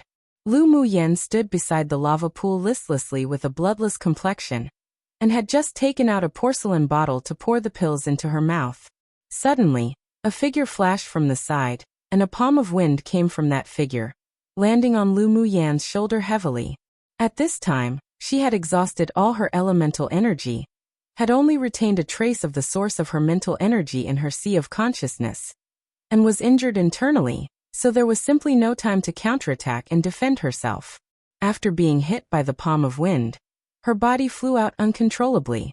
She was originally only 3 steps away from the lava pool, so this inexplicable assault pushed her straight into the boiling hot lava. Splash! Like the sound of falling into water, everyone saw the white, delicate figure directly fall into the lava pool that was still bubbling fire. And in only a glance, her body disappeared into the lava. Yinner! Lu Mu-bai let out a shrill and immediately rushed towards the lava to jump down, but was held back tightly by Ling Fei Hao and Fu Chen. Yi Qinghan, Yun Lan and the others also couldn't believe it as they stared at the lava blankly. Lu Muyen was gone just like that? That couldn't be. That spirited and lovely woman couldn't be gone just like that. Woman! Ming Xiu dashed and landed above the lava pool, his eyes scarlet, carrying a strong ferocious and murderous aura, as if the reincarnation of Azura one. He glanced icily at Hu Fei, who had just made the sneak attack, and found that the opponent was trembling from his gaze in fear. A cruel smile rose on his lips. This was an expression of extreme anger. He raised his hand and gently waved his sleeves. A strong force hit Hu Fei. Boom. Hu Fei's body was immediately blasted into countless pieces, flesh and blood by the force, horrible to look at. Ming Xiu grabbed with his right hand, and he forcibly pulled out a transparent light from the self-destructed body that had shattered. This was Hu Fei's soul. Then he immediately sealed it inside a black bottle. This action was completed at the speed of thunder and lightning. After putting away the black bottle, he didn't hesitate at all and dived right into the lava pool. Is he crazy? One of the sword sovereigns couldn't help exclaiming. The lava carried a fearful, soul-stirring power that consumed. Unless one was a sword venerable powerhouse, otherwise if one was touched by the lava, they would undoubtedly die. In the hearts of countless people, they all believed that Lu Muyen had probably already turned into a pool of blood and melted into the lava. The mysterious strong man in red was seeking his own death. Lan Si stared at the disappearing figure of Ming Xiu thoughtfully, his heart exceptionally moved. This man had reached the point of dying with Lu Muyen in the name of love. Obviously not. Then it proved that Lu Muyen wasn't dead at all. Thinking of this, there was a glimmer of light and hope in his eyes. Yenner. Lu Mu Bei's expression was full of agony, and he wanted to break free from the shackles of Ling Fei Hao and Fu Chen to jump down into the lava and find his younger sister. He was emotional, and seeing that, Lan Si sighed. He flicked a blue light from his hand and inserted it into Lu Mu Bei's body. Come and read on our website Wuxia World site. Thanks. Unalert, Lu Mu Bei's eyelids shut suddenly, and he fainted. Take him down to rest. He won't take up for 3 days. Lan Si ordered Fu Chen. Fu Chen nodded, looked at the lava with pity, then lifted Lu Mu Bei up and sat down in the corner of the cave to guard him. Elder brother, elder sister Mu Yin will be fine, right? Yi Qinglu couldn't believe what she'd just seen. She ran to Yi Qinghan and tugged his sleeve, asking in tears. Yi Qinghan sobered from his dazed state, as if having lost his soul. He shook his head with a bitter expression. She must be fine. His tone was heavy, not sure whether it was to comfort himself or to comfort Yi Qinglu. The inexplicable pain in his heart that had never felt before attacked him wave by wave. He sat down on the spot and locked his eyes tightly on the lava pool, motionless. There was deep grief in Yunlan's eyes. He walked to the lava pool without saying a word and sat cross-legged, hoping that the sweet, smiling woman would suddenly jump out of it.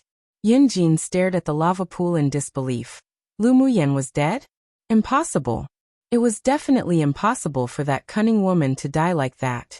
Qi Yixian clenched his hand above his heart. Bursts of heart-piercing pain spread all over his body. He looked at the lava pool in despair, but a hope rose in his heart. He also didn't believe that woman would disappear like this forever. Xiao Xiong's face was pale. He covered his mouth to prevent himself from making a sound. How did this happen? Mo Yan's indifferent eyes also displayed complexity and worry at the same time. But he and Lu Muyen were contracted, so he could feel that the other party was still alive despite being exceptionally weak. His hovering heart was slightly relieved, but he couldn't set it back down yet. He walked to the side of the lava pool and laid on his stomach, waiting while recovering. After Lu Muyen was knocked down the lava pool, she quickly fell towards the depths of the center of the lava. Her eyes were tightly closed, her long eyelashes left a shadow on her face, and her breath was weak as her consciousness automatically protected itself and entered into a state of deep sleep. The lava pool here contained the essence of the entire ice volcano. If humans or demonic beasts below Sword Venerable were to be touched with even just a slight bit of lava, they would melt instantly. Currently, Lu Muyen was surrounded by a layer of blue, fluorescent light circles. And every time the hot lava flow surging around her met the circle of light, it would avoid it as if its nemesis. While the origin of the blue, fluorescent light came from the ice bangle on Lu Muyen's right wrist. There were inexplicable waves from the depths of the lava, as if beckoning something. Then Lu Muyen's body was sucked into the deepest part of the lava by a mysterious force. If someone was here, they would definitely cry out in alarm. After Lu Muyen fell into a whirlpool deep in the lava, She automatically separated from the lava and fell directly on a dark red rock mixed with pale gold. Perhaps no one would have imagined that the deep center of the lava pool, the essence of the ice volcano, would lead to a clearing. The clearing and the fiery lava were separated by a layer of black space, and they couldn't penetrate each other. After falling into the lava, Ming Xiu automatically established a shield and quickly swam down to find Lu Muyan. He felt the aura of the ice bangle that had unsealed. This meant that Lu Muyan wouldn't die, but he was still extremely anxious, burning with impatience. After living for 20 years, he felt the pain of heartache for the first time. While in the depths of the lava, he discovered that the aura of the ice bracelet and Lu Muyan suddenly disappeared. His heart jumped. Then he closed his eyes and stretched out his left hand, pinching a complicated seal. After a long time, a faint, unsteady connection was transmitted to his heart, and he finally found the direction of the ice bangle's aura. Ming Xiu opened his eyes, took out the golden longsword, and slashed countless times at the depths of the lava. When he found that in the depths of the lava and turbulent space, a crack appeared, he immediately rushed up and flew in quickly.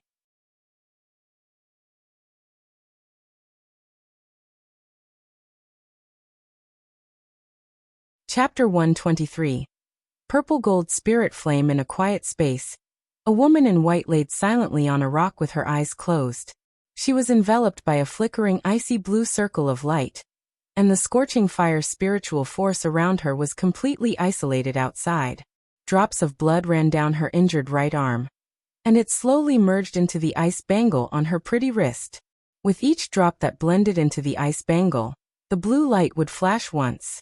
Lu Muyan slept deeply, warm and peaceful, as if she were in the embrace of her mother. Gradually, her soul returned to its origin from the seal at the center of her brows. The ice bangle stopped absorbing her blood essence, and some blue gas entered her body through her meridians. Soon, the blue gas swam around along the meridians, then restored the areas that were internally injured in one cosmic orbit around her body. Finally, it sank into her dantian and slowly merged with the light green mist that wound around her dantian. After the light green mist absorbed the blue gas, its green color gradually grew darker, and it expanded infinitely around Lu Muyan's dantian, then finally merged into her dantian. Within the dantian, what was originally like a light green lake of mist began to expand continuously and turned into a sea of green fog, mysterious and distant. And it wasn't only Lu Muyan that had changed. Her spirit pet bangle suddenly opened automatically, and a white, fluorescent jiao egg popped out spontaneously, landing directly next to a cluster of purple gold flames not far from her. As if leaping for joy, the white jiao egg circled around the purple gold flame, then landed quietly, and strands of purple gold flames climbed onto the eggshell, as if helping it hatch. Not long after, Lu Muyan's long and dense eyelashes moved, and she opened her eyes. She looked around in confusion at first, then finally sat up. Seeing that there was an extra layer of blue light wrapped around her body, she touched the ice bangle on her wrist. Feeling the obvious gentle intention that the ice bangle exuded, she realized that the connection between them had deepened a lot, and she even felt the ice bangle's closeness and fondness of her. Who knew that the injury this time would accidentally make the ice bangle recognize its master? Lu Muyan caressed the ice bangle, conveying her own fondness for it in return, and mumbled to herself.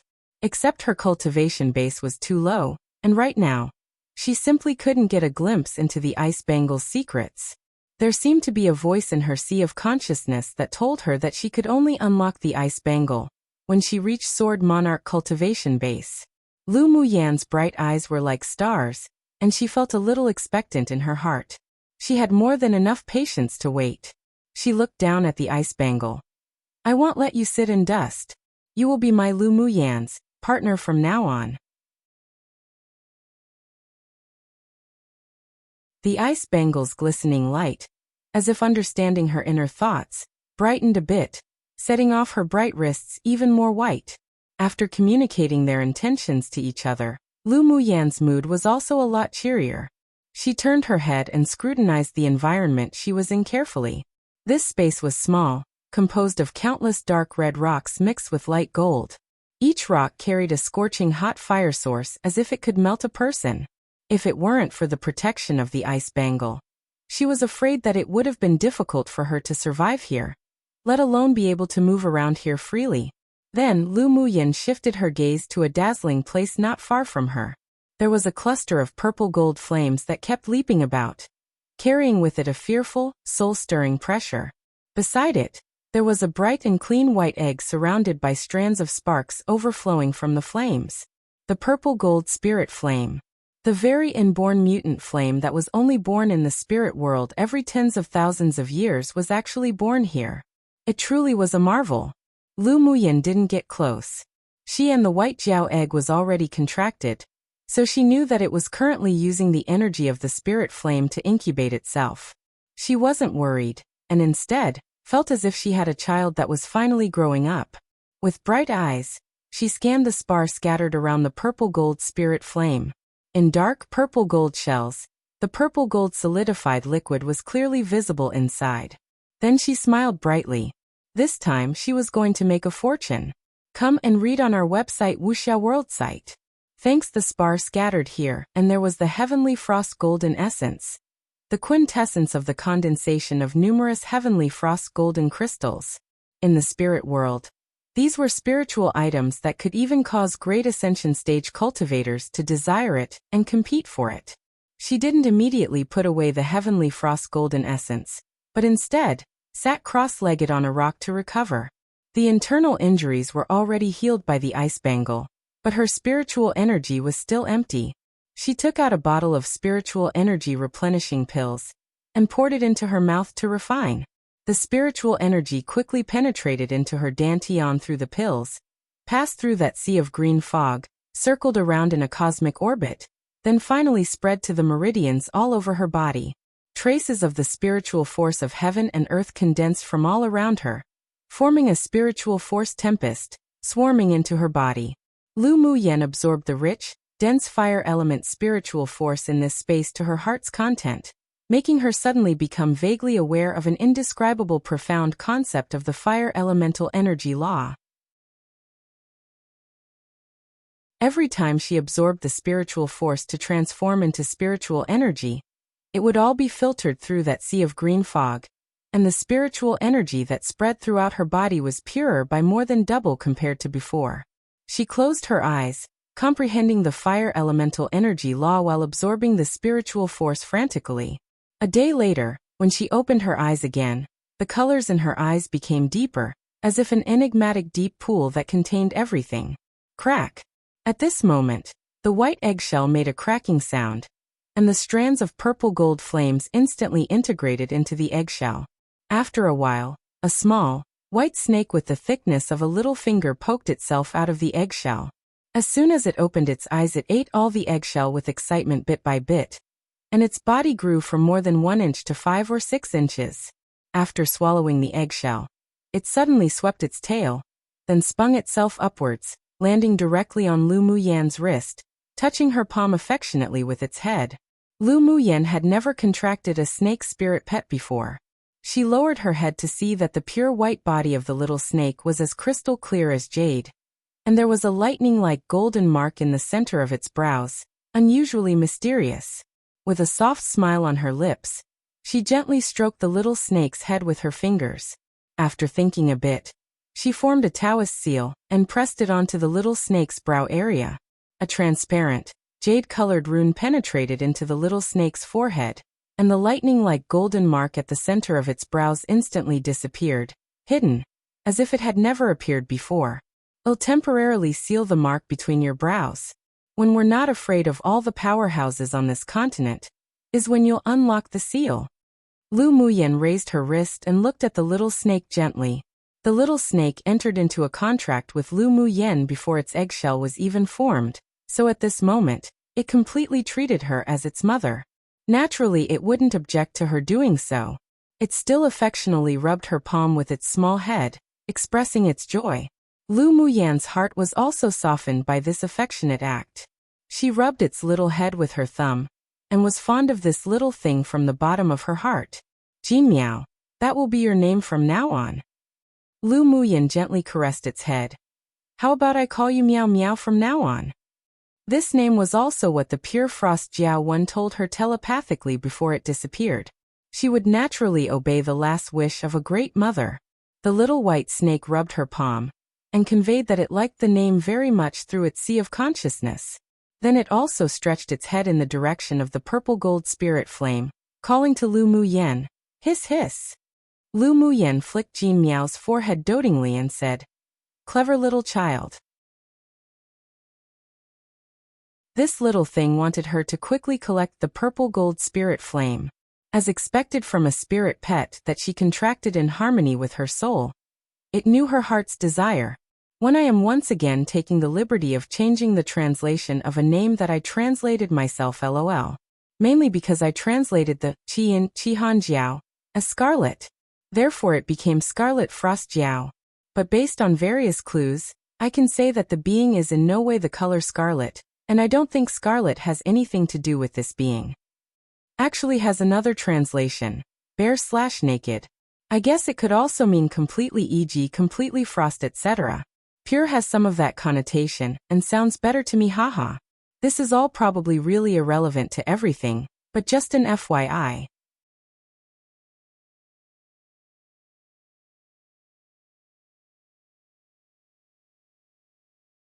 Chapter 124.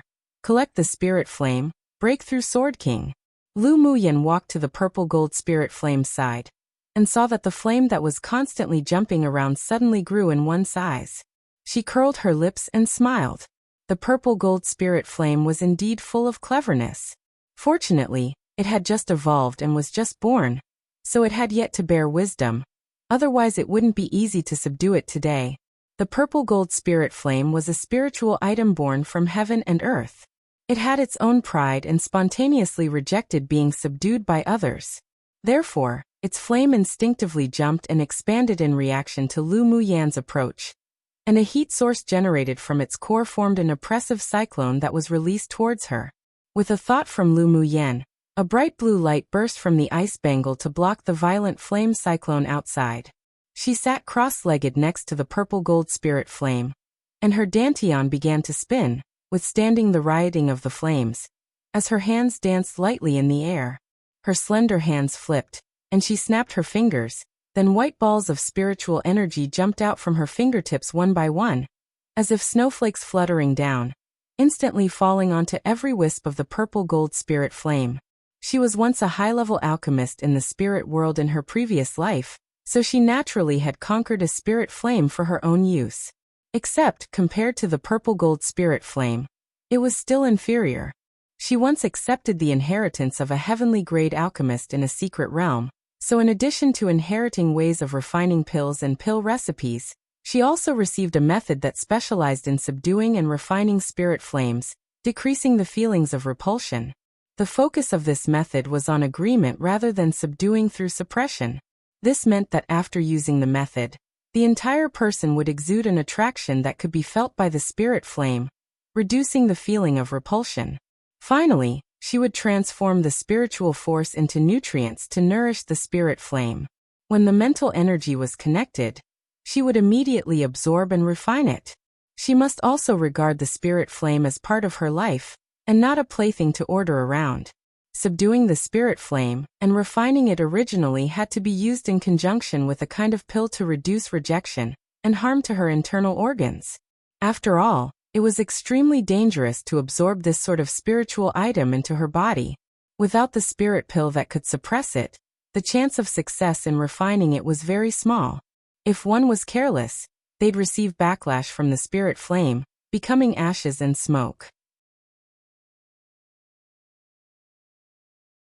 She still lacked a few main spirit herbs on her to be able to refine that sort of spirit pill.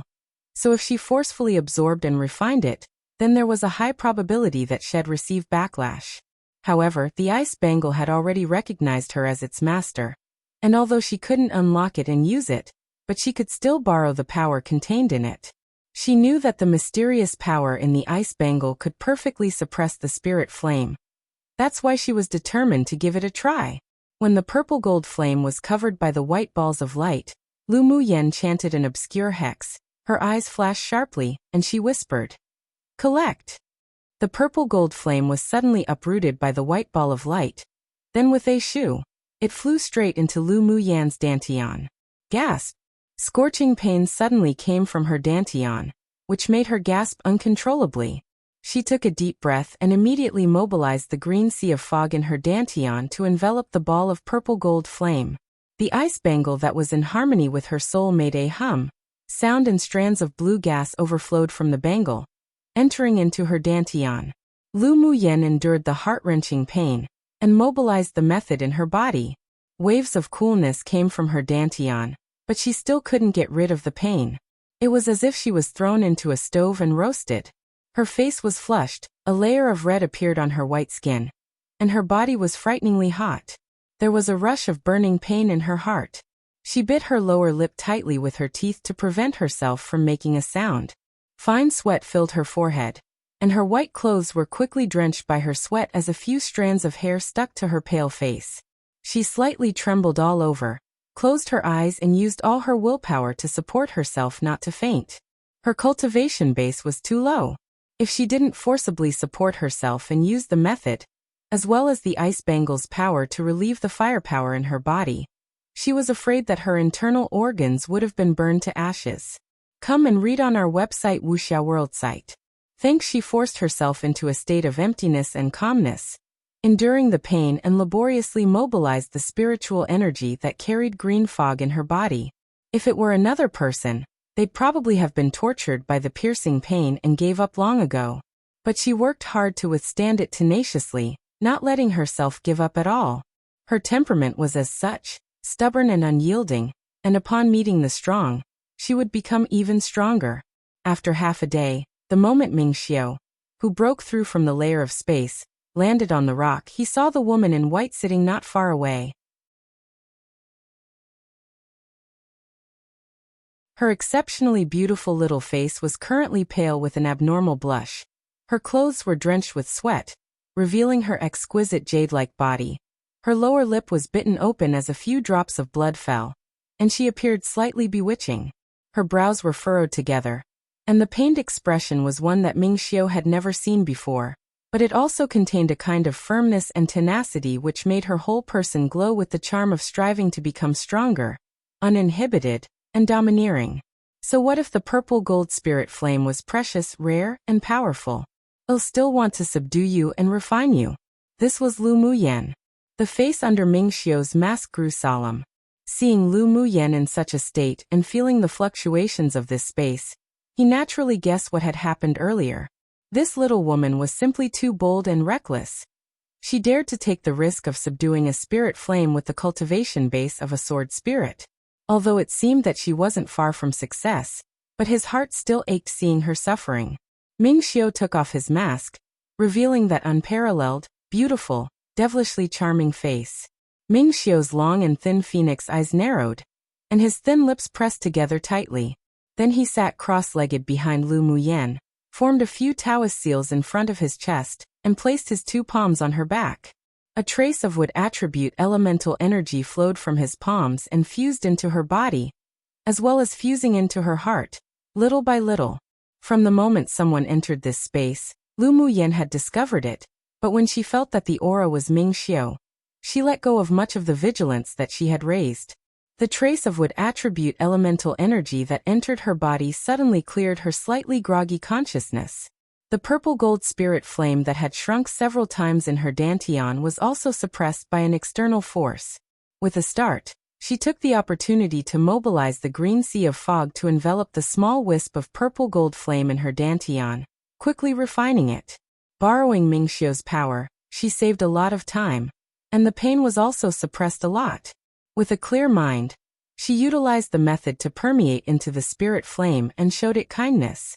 Her spiritual sense slowly merged into the spirit flame, and the green sea of fog surged ceaselessly, as if layers of breaking waves.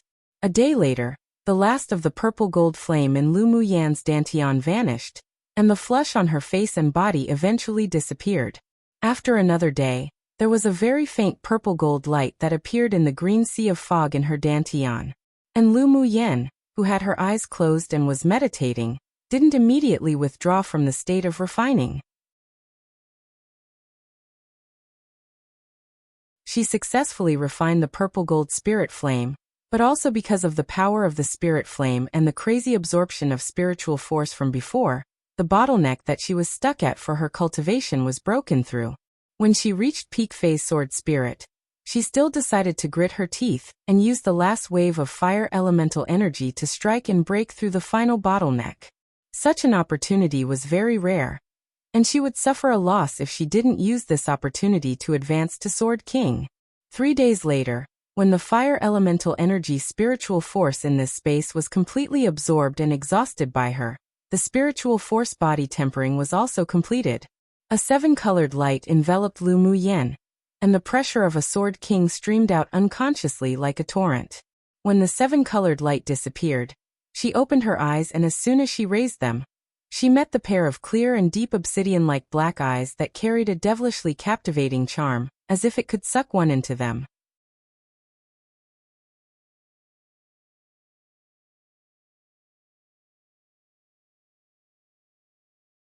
Chapter 125.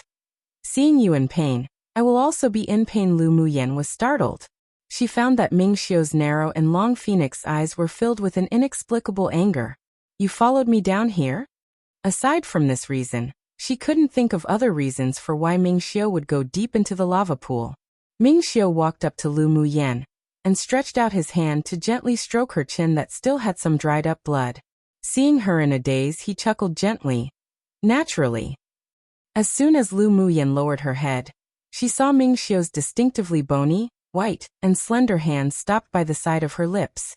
The force on his hand was very light, and his fingertips carried a thin layer of calluses left from practicing swords, but they weren't rough. It stroked past her lower lip, and her heart felt as if it was being tickled by a feather, tingling and numb. Just why are you so bold? Ming Xiu's hands continued to rest on Lu Muyen's soft, tender face, and sighed slightly. Lu Muyen was dumbfounded. What? Why she was so bold? What did that mean? You actually dare to absorb and refine the purple gold spirit fire without anyone else with you. Do you dislike having a long life? Ming Xiu raised an eyebrow, and the strength in his hands increased a little. Lu Muyen furrowed her brows. She was still a little uncomfortable with such intimate actions, so she turned her head away from the hands that were making mischief and said leisurely, "Thank you very much for your help, but I also did it because I had confidence." Ming Xiu used his wood attribute elemental energy to help relieve her of the scorching pain, and helped her suppress the purple gold spirit fire, which indeed reduced the time required for her to refine it, as well as reducing the pain. But even without him, she'd just need to spend some more time and she'd still be able to succeed. I know, but seeing you in such pain, I will also be in pain. Ming Xiu's boundless, deep eyes carried some emotions, as if a spring breeze trying to enter into the depths of the woman's heart opposite. Lu Muyen didn't expect that Ming Xiu, this devilish man, could say such cheesy words. Her face was unconsciously dyed with a layer of light pink, and there was an indescribable feeling in her heart, like sweetness, but she was also at a loss. How did you come down here? What about the ice one that fought with you? Ming Xiu didn't want to scare the little woman back either, so it was better to take their relationship slowly. He had already woven a big net, and at the same time as placing himself in the net, had also pulled the woman he loved into it. After I dealt with that bird, I felt your aura gradually weaken. When I rushed over, I was still too careless and let you be shot down into the lava pool by a sneak attack. I was afraid something would happen to you, so I followed. Ming Xiu indeed blamed himself inwardly. He destroyed the self-destructing blood and flesh fireball, but he didn't prevent that small side character who suddenly appeared. In the end, he was slow by half a beat and let Lu Muyen be injured. Speaking of Hu Fei, Lu Muyen's eyes grew cold. At the time, it wasn't that she didn't detect Hu Fei's killing intent, but her spiritual energy was completely exhausted, and she wasn't able to respond to the sneak attack. Who would have thought that Hu Fei would risk his life to kill me?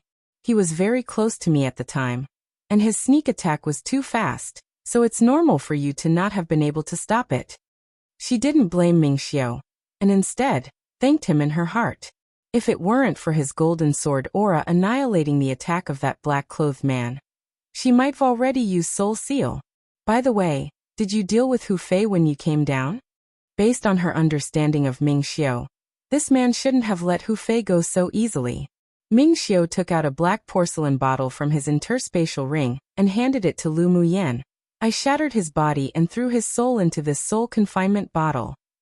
He had absolutely no worry that Lu Muyan would feel that his actions were cruel. He believed she understood him. Sure enough, Lu Muyan took the bottle without a change in expression, opened it and used her mental energy to probe into it. She found that Hu Fei's soul was currently very weak and was on the verge of collapse. He was probably deliberately tortured by Ming Xiu's methods. She withdrew her mental energy and smiled. Can you temporarily keep it so that his soul won't be destroyed? I suspect that he's related to the group of people in black who tried to assassinate me. Come and read on our website Wuxia World site. Thanks and leave it to me. Ming Xiu thought the same way, so after torturing Hu Fei's soul, he didn't destroy it directly. All right. Lu Muyan nodded with a smile. She believed that with this man's methods, Hu Fei would spit out the clues he knew very soon. When she found the culprits behind them, and when the time was right, she'd definitely personally arrive at their door and properly calculate their total debt. After that, Lu Muyan cast her gaze on the scattered heavenly frost golden essence where the purple gold spirit flame was before. She raised an eyebrow and said to Ming Xiu, "How about half-half?" "Sure." Ming Xiu glanced at the heavenly frost golden essence and didn't conceal the fiery desire in his eyes. His temperament was so that he didn't like to be quarrelsome. This thing was of great use to him. Lu Muyan grabbed in that direction. Then the heavenly frost golden essence was divided into precisely 2 portions in front of her and Ming Xiu. The two put away their portions. Then Ming Xiu took out the 3 pieces of heavenly frost golden crystals he successfully snatched earlier. Take these. You sure are generous. Lu Muyan knew that the heavenly frost golden crystal wouldn't be of much use to Ming Xiu now that he had the heavenly frost golden essence. So she wasn't polite and accepted it. With these heavenly frost golden crystals, she was now able to arm her close ones in the Lu clan from head to toe. A clear and sexy voice spilled from Ming Xiu's lips as an eyebrow was slightly raised, and he was stained with a devilish amorous charm. Didn't you tamper with the heavenly frost golden crystal early on? Lu Muyan glared at him and raised an eyebrow saying, "How could my little array fool you?" Yes, when the heavenly frost golden crystal was born, and when she froze the heavenly frost golden crystal, she added an array of spiritual energy condensation. If they didn't have her to crack it, even if others snatched it, they wouldn't be able to use it. Of course, she was certain that her array could be solved by Ming Xiu. This was just an instinctive feeling, and her intuition had always been very accurate. Ming Xiu carried a mysterious and noble temperament. She had seen people with this temperament back in the spirit world, on the people of the Grand Immortal Cultivators clan, or on the proud children favored by the heavens. This man had an extraordinary background, and the force or story behind him might not just be a mere Ming Chamber of Commerce alliance. But Lu Muyan didn't intend to ask more. The more mysterious he was, the more challenging he was, wasn't it? This man, for her, could disregard danger and dive deep into the bottom of the lava pool. At the same time as making her heart tremble, there was also a recognition. Your knowledge in arrays is very deep. Although I can crack it, but I also need to use some means to do it. There was admiration in Ming Xiu's eyes.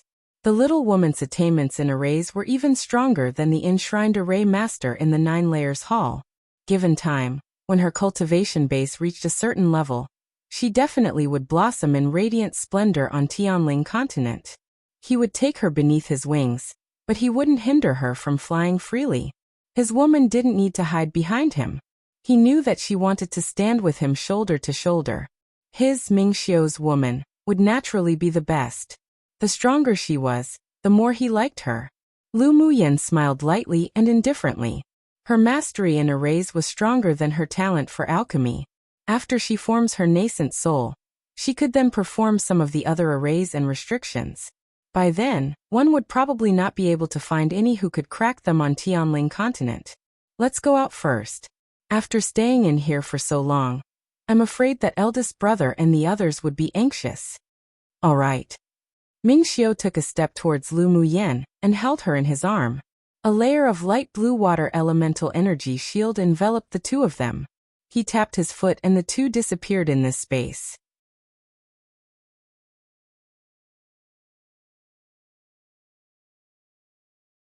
Chapter 126. The Ice Master that was cruelly toyed with in the cave where the Heavenly Frost Golden Crystal was born. Since Lu Muyen fell into the lava pool and Ming Xiu followed down, some things also happened. After the two disappeared, the two Heavenly Frost Golden Crystals in Yi Zhan and Lan Si's hands were being desired by the Sword Sovereign powerhouses. Towards Yi Zhan, many people were fearful. After all, although he was middle-phase Sword Sovereign strength, but he had the strength of an advanced-phase Sword Sovereign. His skills were unpredictable, and he had a transformation stage demon cultivator spirit pet, so there was no one who placed their ideas on him for the time being. Several Sword Sovereigns' eyes were all cast on Lan Si. One should squeeze the soft persimmons. Everyone understood this principle. Teacher Lan, with just your cultivation base, do you think you deserve a piece of Heavenly Frost Golden Crystal? Hand it over now and well spare your life. Xi and Bo Jian looked at Lan Si sinisterly, wanting to place all the debt from before on him. The eyes of the other Sword Sovereigns that were cast on Lan Si were all fierce. They couldn't touch Yi Zhan, but could they not even touch a mere Sword Monarch? So what if he was backed by Yanzhou Kingdom? They weren't afraid at all. Lan Si's handsome and elegant face wore a small smile, but there wasn't much warmth in his eyes. Yi Zhan, how about we make a deal? Lan Si didn't want to reveal his identity just yet, otherwise these Sword Sovereigns were just seeking death, so he telepathically asked Yi Zhan. Yi Zhan played with the flute in his hand and his eyes were indifferent. Speak. I'll give you this Heavenly Frost Golden Crystal right now. Then I'll go find you to retrieve it after we exit the glacial mountain range. I'll give you a spiritual energy nourishing herb in exchange. Lan Si knew that Yi Zhan's demon pet needed a spiritual energy nourishing herb to have hope of breaking through to Tier 8. He had certainty that this man wouldn't refuse his request, and the value of the spiritual energy nourishing herb wasn't lower than that of the Heavenly Frost Golden Crystal. If it weren't for his own urgent need for the Heavenly Frost Golden Crystal, he wouldn't take it out to trade either. Of course, he wouldn't owe Yi Zhan a personal favorite with such a transaction either. Sure enough, hearing the word spiritual energy nourishing herb, there were some fluctuations in Yi Zhan's eyes. He said telepathically without any hesitation, "Deal." Earlier, Lan Si suddenly broke out a strength no weaker than a Sword Sovereign, and Yi Zhan could feel that the other party had sealed some sort of power. If this person tore apart any pretenses and was left without any scruples, he dared believe that even he probably wouldn't be his opponent. Plus, he desperately needed the spiritual power nourishing herb, so with such a trade he profited. Want my Heavenly Frost Golden Crystal? Sure. Lan Si took out the Heavenly Frost Golden Crystal and placed it in his hand, then scanned those with burning desire in their eyes, ready to make a move. Then he chuckled. But I admire Senior Yi more, so this piece of Heavenly Frost Golden Crystal, I'll gift it to him. After speaking, Lan Si didn't wait for others to snatch it from him, and threw the Heavenly Frost Golden Crystal directly to Yi Zhan while he stepped to the side, and stood with the students participating in the trial of Yanzhou Kingdom, watching the show. Others didn't expect Lan Si to make such a move, and while they resented him inwardly, they also stared at Yi Zhan. Yi Zhan wasn't polite either. After catching the Heavenly Frost Golden Crystal, he put it away, looking at the people with a smile that encompassed everything and said to them, "If you want the Heavenly Frost Golden Crystal, then you can obtain it once you win me." There was a smile in his voice, but it made people feel a chill for no reason.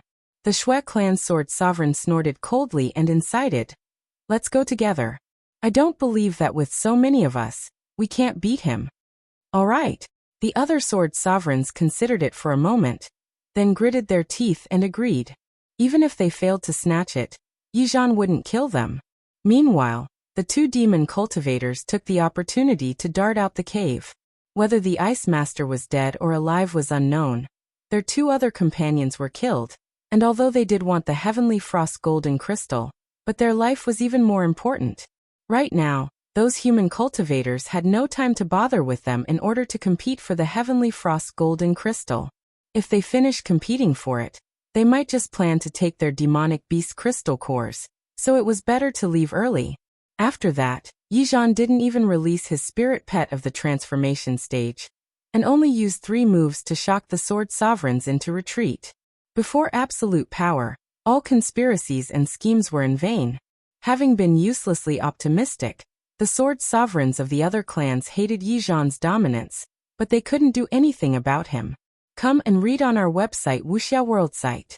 Thanks, the Yi clan was the second largest distinguished clan, and was also a clan of spirit beast tamers. If they offended them, they'd be in absolute trouble. They could only leave here with their clan's pupils. As for Lu Muyen and Ming Xiu, in their eyes, they were already 2 dead people. Once stained with that scorching hot lava, those beneath Sword Venerable would definitely die. After the others left, Yizhan also forcibly took Yi Qinghan and Yi Qinglu away. He guessed that Lu Muyen wasn't dead after seeing the attitude of the spirit pet Lu Muyen contracted, and Lan Si. Lan Si also guessed that Lu Muyen wasn't dead. In order to prevent others from having suspicions of him, they lingered for a day before he forced the Empire Academy's trial students to leave the cave, also with a heavy heart. In the end, only a small, white beast the size of a palm remained beside the edge of the lava pool, resting, waiting for his owner to return. 2 days later, Lu Mubai woke up and was already on the way to the imperial capital. He was furious and wanted to go back to the glacial mountain range to find his younger sister. But the elemental energy in his body was emptied from summoning the blood spirit, and he received backlash, so he was made unconscious again by Lan Si and tossed back to the Lu clan. When Ming Xiu brought Lu Muyen out from the bottom of the lava pool, they saw that the entire cave was empty. Mo Yen, where's my eldest brother? As soon as Lu Muyen got out from Ming Xiu's embrace, the little white beast on the ground jumped onto her shoulder. Mo Yan's eyes were emotionless, but he let out a sigh of relief in his heart, then said slowly, "He was knocked unconscious and taken away by that teacher Lan of yours. The Yi clan's brother and sister, the Ling clan's brother and sister, your eldest brother, your elder cousin brother, and the rest were all taken away forcibly." Seeing Lu Muyen's puzzled eyes, though Mo Yen seldom explained, but he added, "Lan Si telepathically told me that it was safer for you to return to the Lu clan by yourself after you come out. Yizhan also telepathically told me that their Yi clan welcomes you to come soon." Lu Muyen also figured out the purpose of their departure. Lan Si and the others were probably still afraid that those black-clothed people would return again to kill her. With even her eldest brother being taken away, it was to send a message to those people that she died in the lava. And if she wasn't dead, then Ming Xiu must be alive too. And with Ming Xiu's presence, she'd be safe. "I'll send you back to the general's mansion of Yanzhou Kingdom." Ming Xiu clearly worried about Lu Muyen returning alone. Lu Muyen's eyes gleamed like the reflection of waves in the sunlight, and chuckled gracefully. "You're that free? I'm very busy, but am willing to waste this time for you." Ming Xiu's lips curled into a devilishly charming smile. "Up to you." Lu Muyen lifted her chin slightly with a little tsundere appearance, and seeing that made Ming Xiu have the urge to pull her over and kiss her immediately. He calmed his mind slowly, then tossed a big cyan blue bird that was more than 3 meters long from his spirit pet bangle onto the floor. The big cyan blue bird originally had gorgeous feathers, but they were now unbearably messy. The crown on the top of its head was slanted, the longest, most beautiful tail feathers had obviously been plucked, and there was a golden collar around its beak. His eyes were watery and misty, and they seemed as pitiful as it got. Lu Muyen looked at the ice master that had been cruelly toyed with, and the corner of her lips couldn't help but twitch. Didn't he say he'd take Ming Xiu back to be the mistress of his fort? One commonly said by bandits, at least bandits in books or shows, when they see a beauty. In this case, the ice master never said it like that, but Lu Muyen basically linked his actions to a sleazy bandit. LOL. Random note 1 woohoo. School holidays. Anyways, I'll use this week to stock up on some translated chapters, and then most likely start updating 2 chapters a day starting next Monday. Alrightio, back to translating. Random note 2. Also, based on @Cyberpanditings Wheat suggestion, I considered it and thought to make a Discord server just to see how it goes. I think Discord is the most suitable after some thought. Race the link if anyone's interested. https://discord. gg/trnzdrdrnh. I hope that link works. Seeing as it's new to me, I haven't thought about the details, but I guess MEIWITA will be the focus, and when I release other translations, we'll talk about those too, etc. I guess just translation-related stuff. We can even complain about common tropes if we wish, and other novel stuff maybe. Recommendations are fine, but preferably similar types to Maiwada?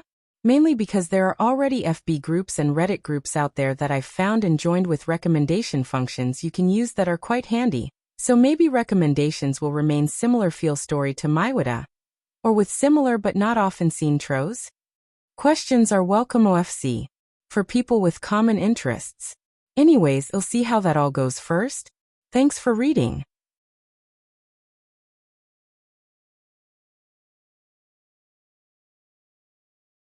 Lu Muyan blinked, and looked at the Icewan that was too tragic to look at.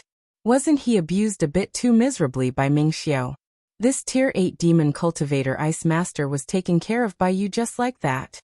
Ming Xiao glanced at the big bird coldly and the Icewan couldn't help but shudder. Then he said, "Who told him to have a cheap mouth? To think he dared to have ideas about him. It was already kind that he didn't cut off the possibility for this stinky bird to have children and grandchildren." The Ice Master shrank his neck. The eyes of that beautiful human man were too sharp. Could he say that he didn't dare to have any inordinate thoughts about him anymore?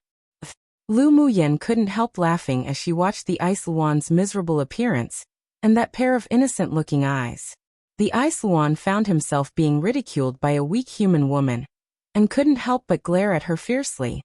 His mouth was bound by a golden ring so he couldn't speak, but he cursed her in his heart. "Woman, what are you laughing at? Lousy one lost because of carelessness." Except where did the Icewan, at this time, still have any of the appearance as a descendant of divine beasts? The look in his fierce eyes paired with the messy feathers were as funny as it got. Haha. Lu Muyan wasn't frightened by the Ice Master's eyes at all, and instead, burst into laughter. Ming Xiao watched the little woman smile like a flower, and a gentle smile couldn't help but also rise on his face. He raised an eyebrow and looked at the Icewan on the ground, having an idea. This Icewan was gay, and Lu Muyan just happened to lack a flying mount. It was perfect that the Icewan wouldn't have any ideas about the little woman, so a contract was plausible. "Woman, how about I gift him to you as a flying mount?" Ming Xiao approached Lu Muyan, and her faint fragrance of medicine wafted around his nose, refreshing. Lu Muyan was stunned for a moment. Seeing Ming Xiao point to the Icewan on the ground and determine where he belonged just like that, she couldn't help but light a candle for the Ice Master, who could once do as he pleased in this glacial mountain range. Wanting wind and wind will come. Wanting rain and rain would arrive too. The Icewan's eyes widened. What? This damned man wanted him to be the flying mount of this weak woman. Just let him die once first. Lu Muyan walked to the Icewan's side and tugged the self-made crown on his head, with a hit of disgust in her eyes. "I do lack a flying mount, but isn't this Icewan too ugly?" The Icewan choked on anger. This woman was as annoying as that perverted beautiful man. He, the Ice Master, was just handsome and unparalleled, was refined and carried himself with a natural poise, so how could he be linked with ugliness? "Could you have some standards when appreciating, please?" Ming Xiao nodded in agreement. "Indeed a bit ugly, but there's no other suitable one. Just made do for now, and when we catch a better flying demonic beast, we'll swap. You pay for." The Ice Master almost spit out a mouthful of blood. Where was he ugly? And he was an authentic descendant of divine beasts. Where could they go to find a better flying demonic beast? These two people actually spoke about the issue of contracting with such disgust. He truly wanted to cry, but there were no tears. Could you ask his opinion first? Oh well, it's fine to be ugly, but just look at his gaze. It sure doesn't look like he's willing to make a contract with me. Lu Muyan raised an eyebrow as she looked at the Icewan on the ground, which had absolutely no proper appearance to speak of, thinking it funny.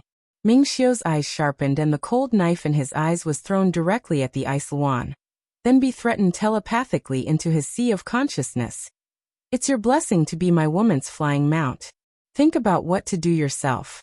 If you don't agree, I won't force it either." The ice master felt despair when he heard the first half of his words, but when he heard the last part, his eyes instantly lit up. So this beautiful man wasn't actuality that bad. But who knew that Ming Xiu's next sentence would completely shatter all his illusions? "Of course you can be a eunuch bird from now on." The ice wand's lower half couldn't help but tighten. He only just wanted to tease this man a little because he looked rather handsome, but who knew he'd be deeply trapped in this sort of prison? It truly was a beauty messes up a bird. Hey, it's a beauty messes up a divine beast. As if he wanted to be a eunuch bird. This perverted man felt as if he had the bloodline of a true dragon in him. Words said in such a domineering style usually meant he wouldn't change his mind. If he didn't form a contract with this woman, he probably really wouldn't be able to give birth to offspring anymore. Come and read on our website Wuxia World site. Thanks. His eyes rolled around thinking, then he looked up at the little white beast on Lu Muyan's shoulder. Who knew that with just a simple glimpse, the pressure of the aura of a royal species would assault him, and a cold voice echoed in his sea of consciousness. "Little ice bird, do you believe that this king would dig your eyes out?" A gay demonic beast was also an eyesore to him. There was a sting of pain in the ice wand's sea of consciousness, and after regaining his calm, he secretly took a look at Mo Yen in fear. What kind of fire cloud mink was this demonic beast? He was obviously a spirit devourer of a royal species. According to his inherited memories, although the spirit devourer wasn't a divine beast, but they were a part of those that had it easiest in becoming a true spirit demonic beast. Out of the many demonic beast species, it was also an existence many demonic beasts looked up to. He sure didn't expect to see a royal species demonic beast with a purer bloodline than even him. The most important thing was that this being who addressed himself as this king, and although was weak in strength, but his pressure made him scared, actually recognized that woman as his master. It truly was unbelievable for him. Why did you become that woman's spirit pet? The ice master couldn't resist asking telepathically for his own future prospects. Didn't they say that spirit devourers were even more prideful than a true dragon and phoenix? Why did he contract a weak human then? He simply couldn't figure it out.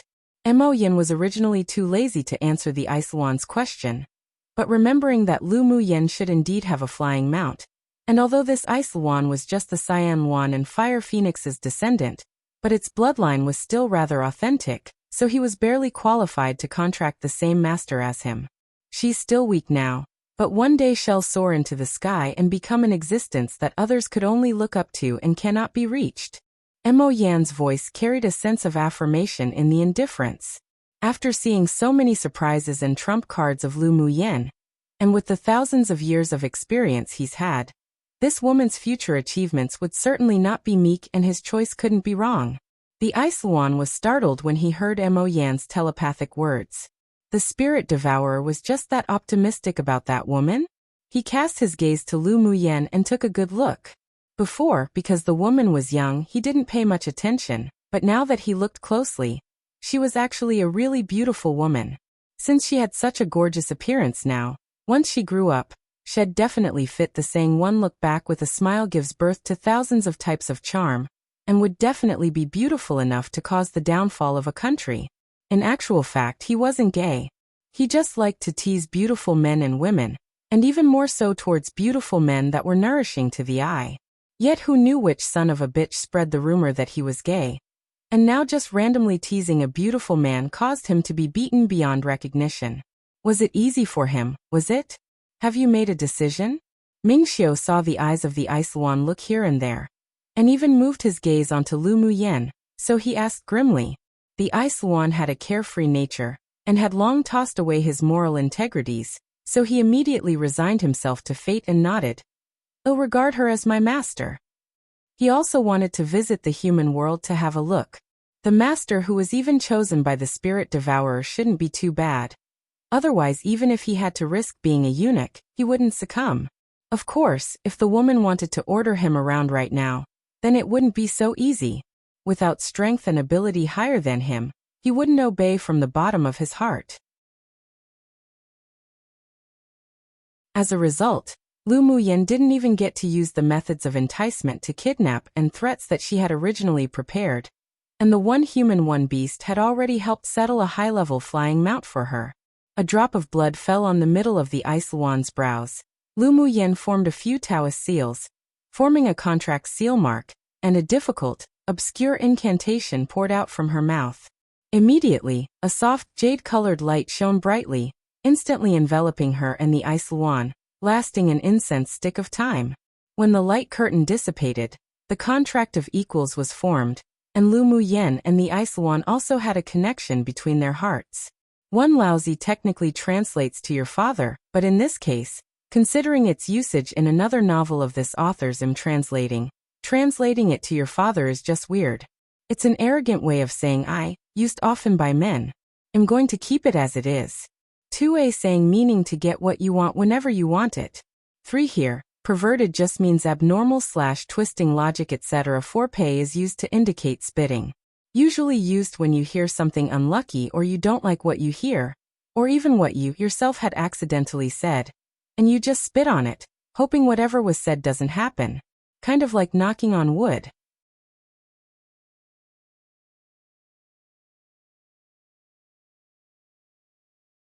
Chapter 128. The Ice Luan that overturned the understanding of his appearance after the jade-colored light curtain dissipated. Lu Muyen, and the Ice Luan was successfully contracted. Lu Muyen's contract of equals belonged as an ancient spell, so after the contract was completed, the Ice Luan's body shone with a cyan blue color. Not long after, all the injuries he had suffered from Ming Xiu were recovered, and the feathers on his body were brighter than before. Even the few tail feathers that had been plucked grew out. He narcissistically wanted to use his mouth to comb the beautiful tail feathers, but found that there was still a golden ring around his mouth. He looked at Lu Muyen aggrievedly and telepathically said, "Beauty, I still have your man's thing on my mouth. Can you tell him to take it away?" Lu Muyen couldn't resist twitching the corners of her lips. She slapped the Ice Luan on the head. "Speak properly, no wonder you owe some punishment." This bird's mouth was indeed cheap. Even she had the urge to beat him up. However, this stinky bird had now become her flying spirit pet, so she naturally had to take care of it more or less. So she asked Ming Xiu with a smile, "Can the golden ring on his mouth be removed?" Ming Xiu glanced at the Ice Luan as a warning, and with a move of 2 of his fingers, the golden ring around the beak disappeared in thin air. Then Lu Muyen found that there was an extra palm-sized golden bangle in her hand. When this stinky bird's mouth is cheap, hoop it around it. When Ming Xiu turned his head to talk to Lu Muyen, his eyes were filled with doting. Lu Muyen couldn't help but smile as she pursed her lips and nodded. "All right." The Ice Luan rolled his eyes at the two. Neither the man nor woman were benevolent. Just how unlucky did he have to be become this woman's spirit pet? Seeing the Ice Luan getting up and shaking its feathers in an ostentatious manner, Ming Xiu's eyes sank. He chanted a hex in his mouth, then used his elemental energy to draw a void talisman in the air, and a transparent, rune golden dragon flew into the air before instantly entering into the Ice Luan's body. The Ice Luan that was just stretching froze on the spot, and found that more than half of his demonic energy was actually sealed by this beautiful man. He glared his little eyes at Ming Xiu angrily and said in the human language, "What are you doing sealing my demonic energy?" "There are 2 reasons for why I sealed your demonic energy. One is to prevent you from relying on your current strength and not listen to Lu Muyen's words, and 2 is to prevent Lu Muyen from relying on your combat power in everything." After Ming Xiu and the Ice Luan finished talking, he looked at Lu Muyen affectionately. "I sealed most of the demonic energy in his body. He now only has the strength of a tier 6 demonic beast."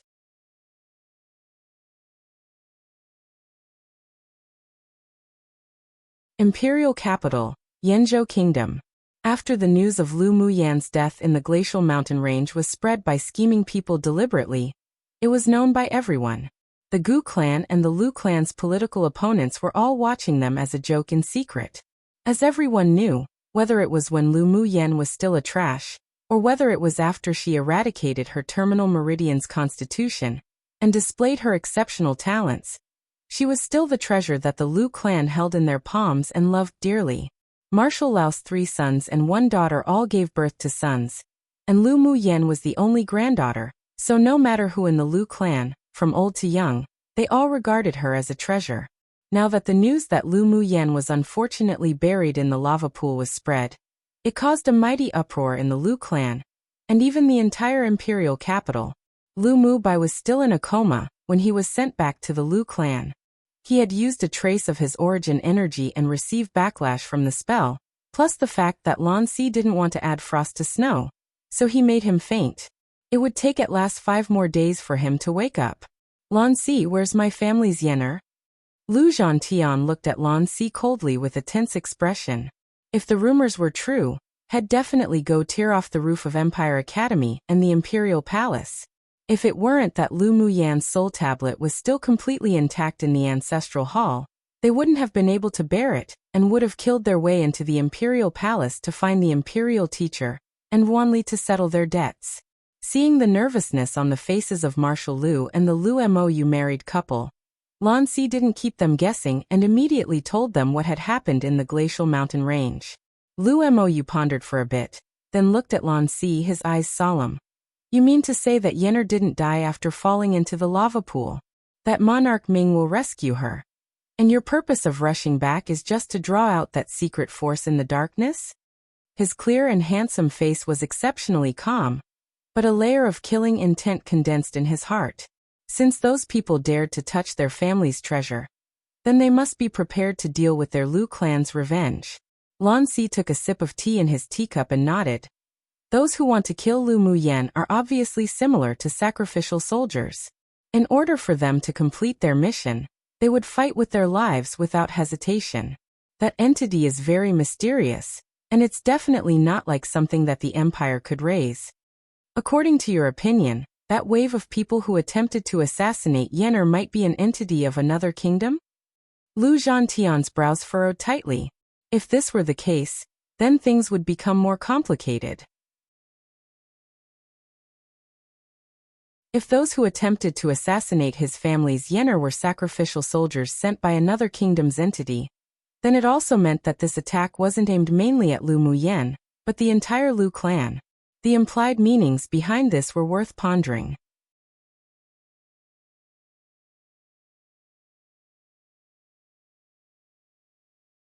Chapter 129. Lu Muyan's dead? The news that Lan Si brought made the Lu clan's father and son fall into deep thought. Have you investigated the force that attempted to assassinate Yener? Lu Zhantian asked.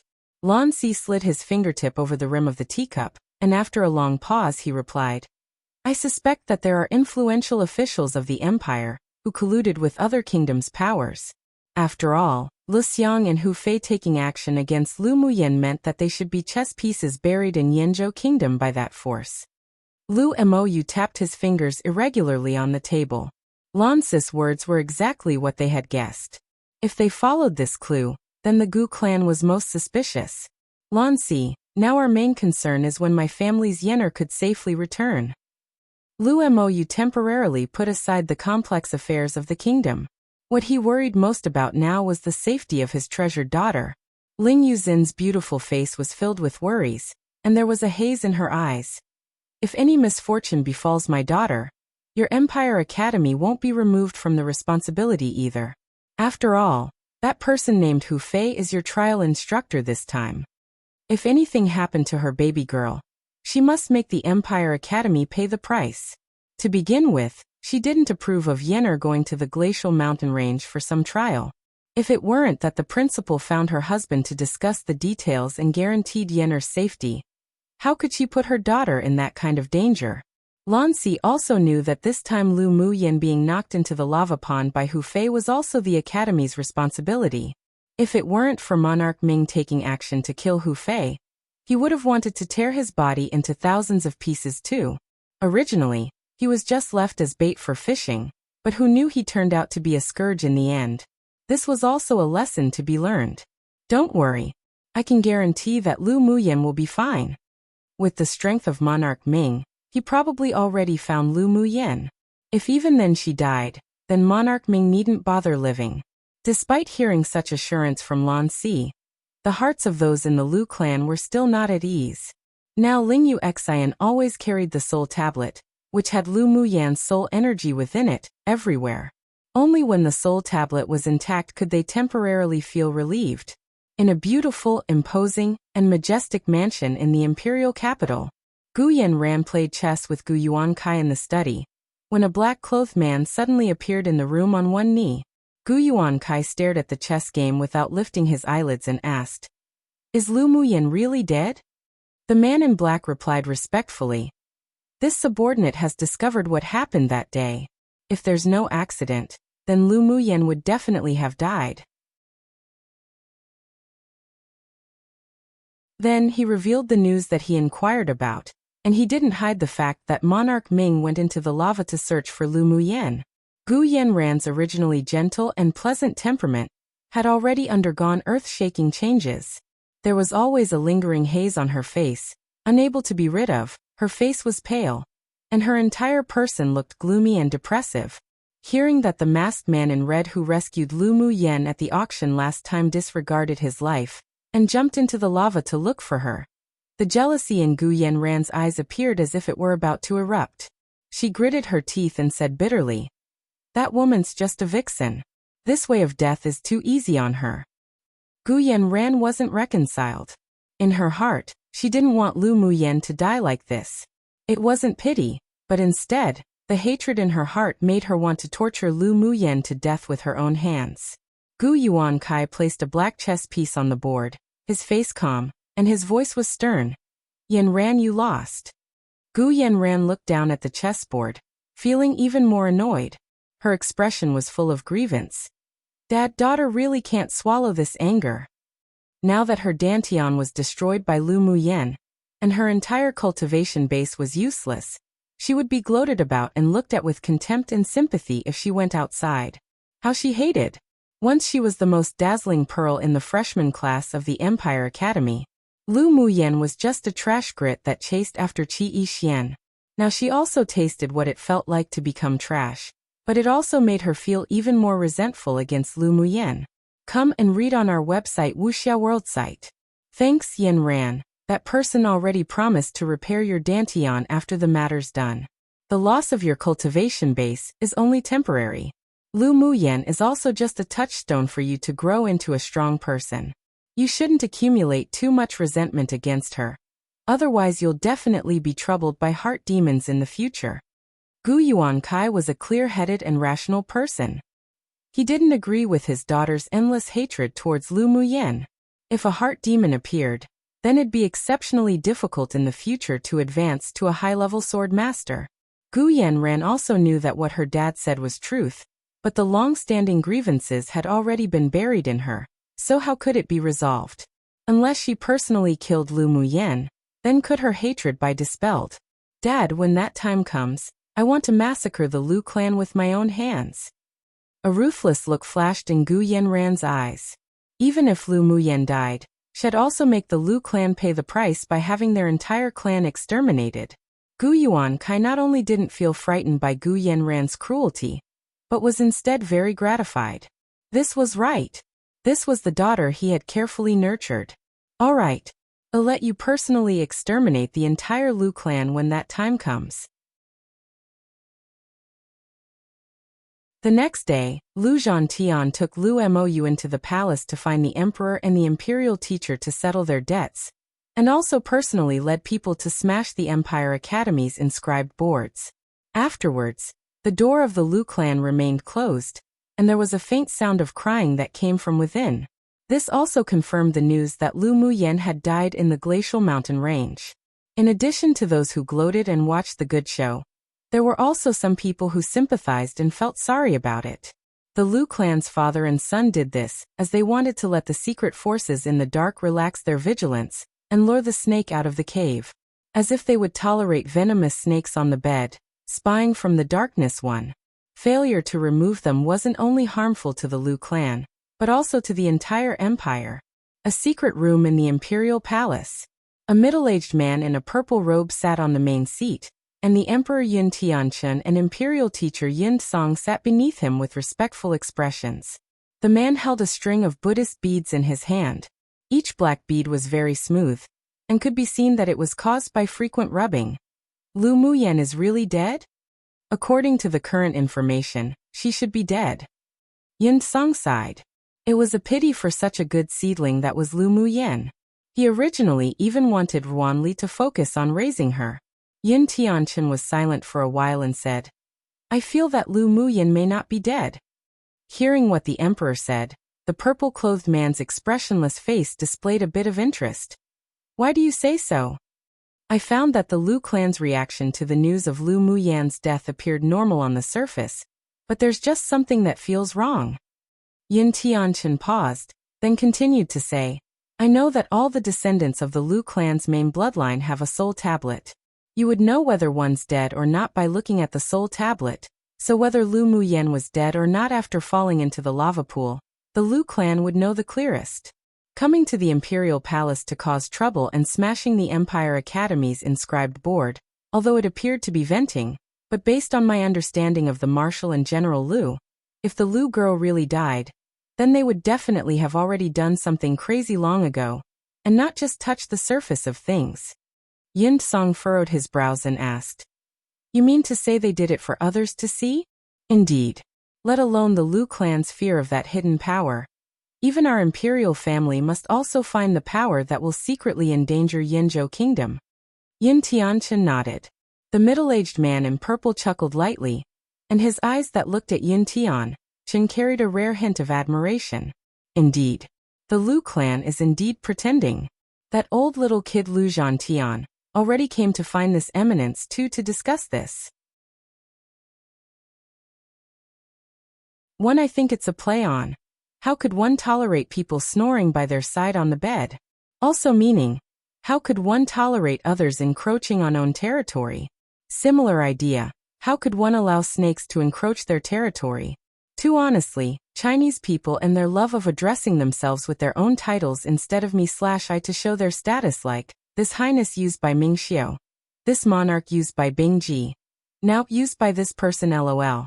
I even considered this magnificence to translate, but that's just too much now haha. Honestly I'm just randomly assigning a word to them now. XD after translating, to sword venerable, I even considered changing to this venerable, but even when the same word is used, sometimes it might have slightly different connotations, so I left it. Plus I wasn't bothered haha. Now, I just remembered that there's still your excellency that I haven't used. Who should I use that for next haha?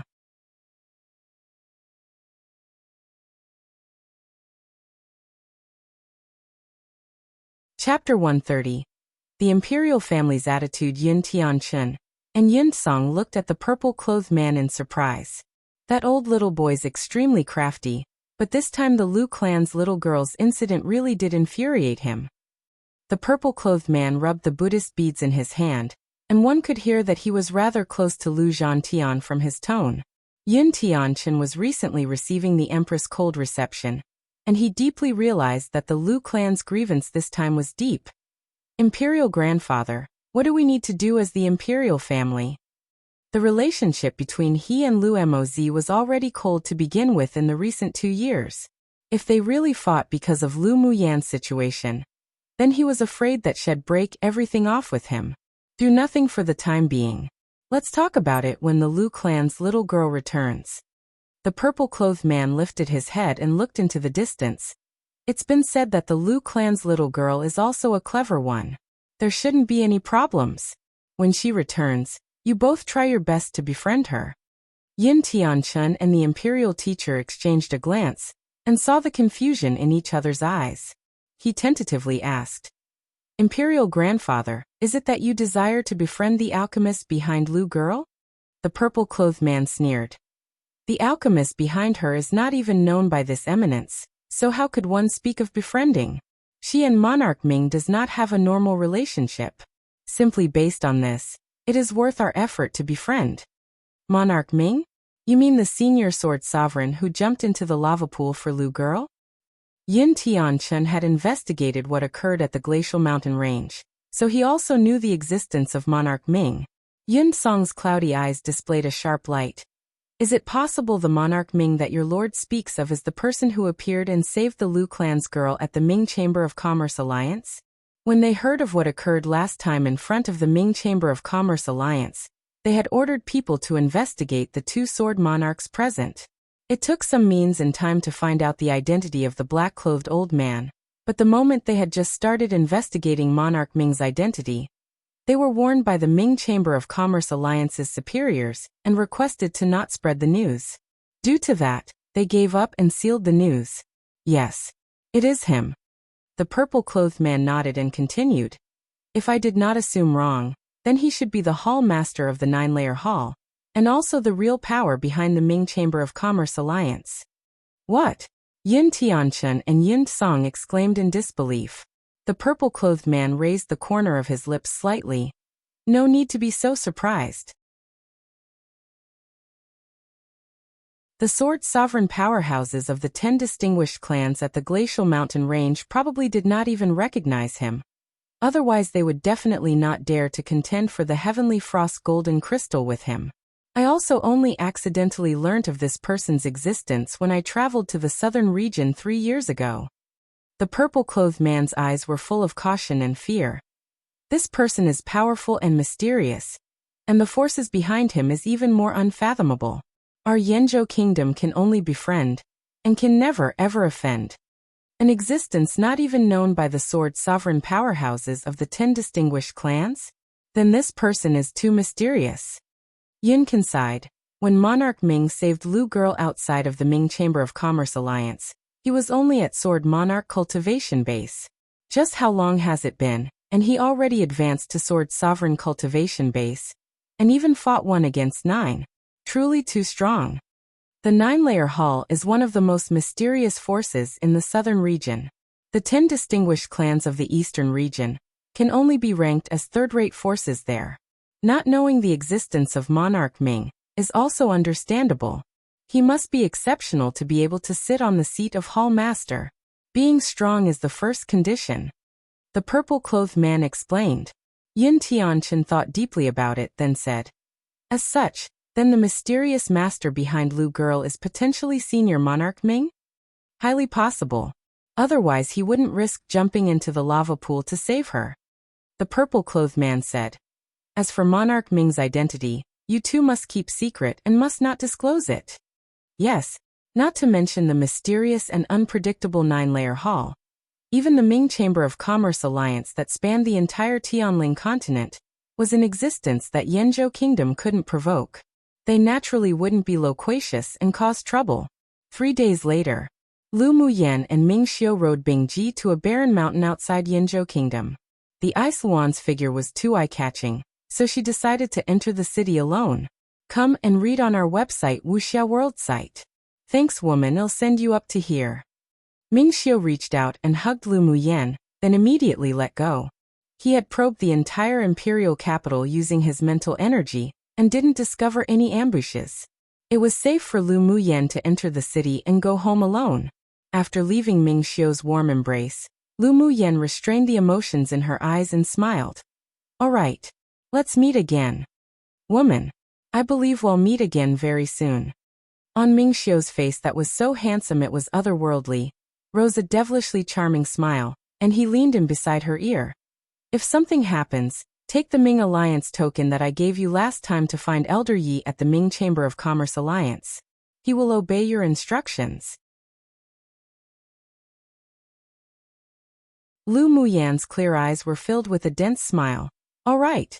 Ming Xiu left a kiss on her forehead, activated a yellow talisman, then turned and disappeared into the barren mountain. Beauty, that pervert's gone. Even if you want to kiss and hug again, there won't be any more chances. A certain cheap bird's mouth teased. Lu Muyan retracted her gaze and looked askance at Bingji. With a thought, a golden ring flew from her hand and instantly encircled the big Ice Luan's beak. Master, I was wrong, I'll never tease you again. Then, Bingji's pitiful voice sounded in Lu Muyan's mind. You're just owing a beating.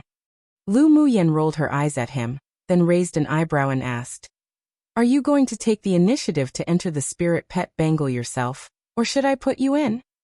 Bingji's 2 watery eyes looked at her grievously, then said in an accusatory manner, why can Mo Yin not need to return to the spirit pet bangle? Master is the best, I won't go in either, alright? Just think about it. How could he, a dignified ice master of the glacial mountain range, even if his cultivation base was restricted now, toss away his status and stay in the spirit pet bangle? If those mean friends of his knew, then wouldn't they laugh off their teeth? Mo Yin looks like a fire cloud mink, so it doesn't matter if others see him. But you, with just a soar into the sky above the imperial capital, everyone would know that a descendant of a divine beast came. Do you still think I don't have enough trouble? Lu Muyen furrowed her brows.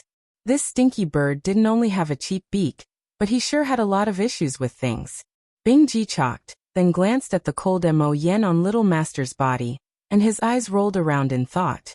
Then he eventually gritted his teeth, the demonic energy in his Yaofu activated, and his body gradually shrank, finally turning into a multicolored parrot. Master, in this way, I don't have to enter the spirit pet bangle anymore, right? Bing Ji spread his wings and flew onto Lu Muyan's other shoulder, and rubbed her shoulder with his head. The light smell of medicine on Little Master was so nice, no wonder that pervert loved to stick to her side. Seeing Bing Ji transform from a giant, Sundara, an extraordinarily beautiful descendant of divine beasts, into an ostentatious multicolored parrot, Lu Muyan's eyelids couldn't help but twitch. The visual difference was too big. It's fine for you to stay outside, but you're not allowed to cause me any trouble, otherwise I'll pluck out all your feathers. Lu Muyan flicked Bing Ji on the head with her fingers as a warning. This restless stinky bird probably couldn't be locked away either, so she might as well place him beneath her eyes and watch him. Then the little white snake on her wrist flicked its forked tongue out at Bing Ji, expressing its dislike. Master belonged to it. This stinky bird was so detestable. Mo Yin also gave Bing Ji a cold eye, scorned at being associated with him, and spontaneously disappeared from Lu Muyan's shoulder, entering the spirit pet bangle. Lu Muyan held her forehead. Her place was almost becoming a demonic beast den. Note: oh, I can't wait till it really becomes a demonic beast den, ahahaha.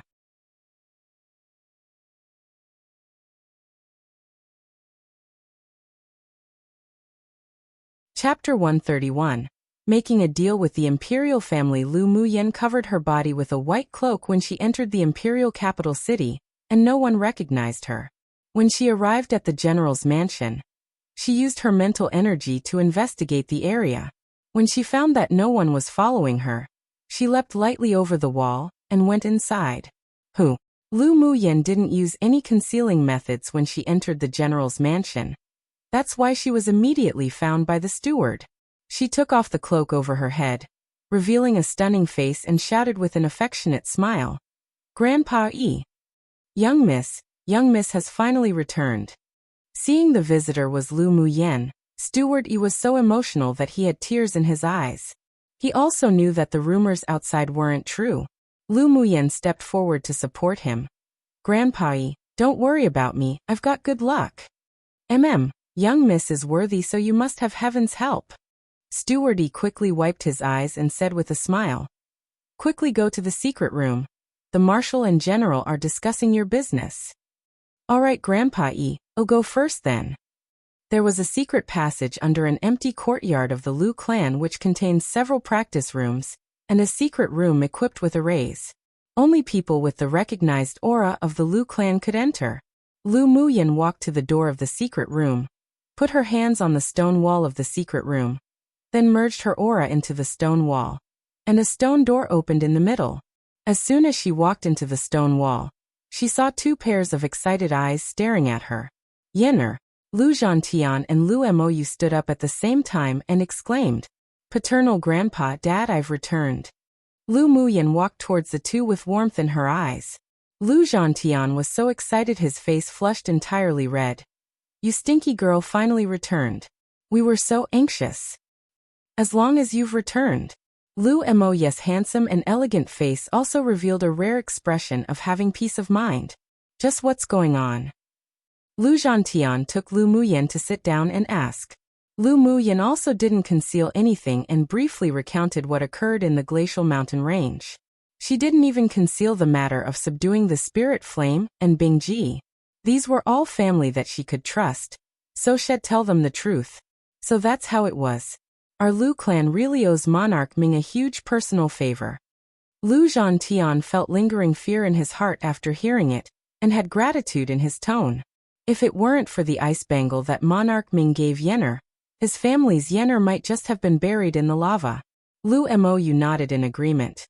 No matter how strong he is, our Lu clan will definitely repay this kindness. Lu Muyan couldn't really speak and stop them.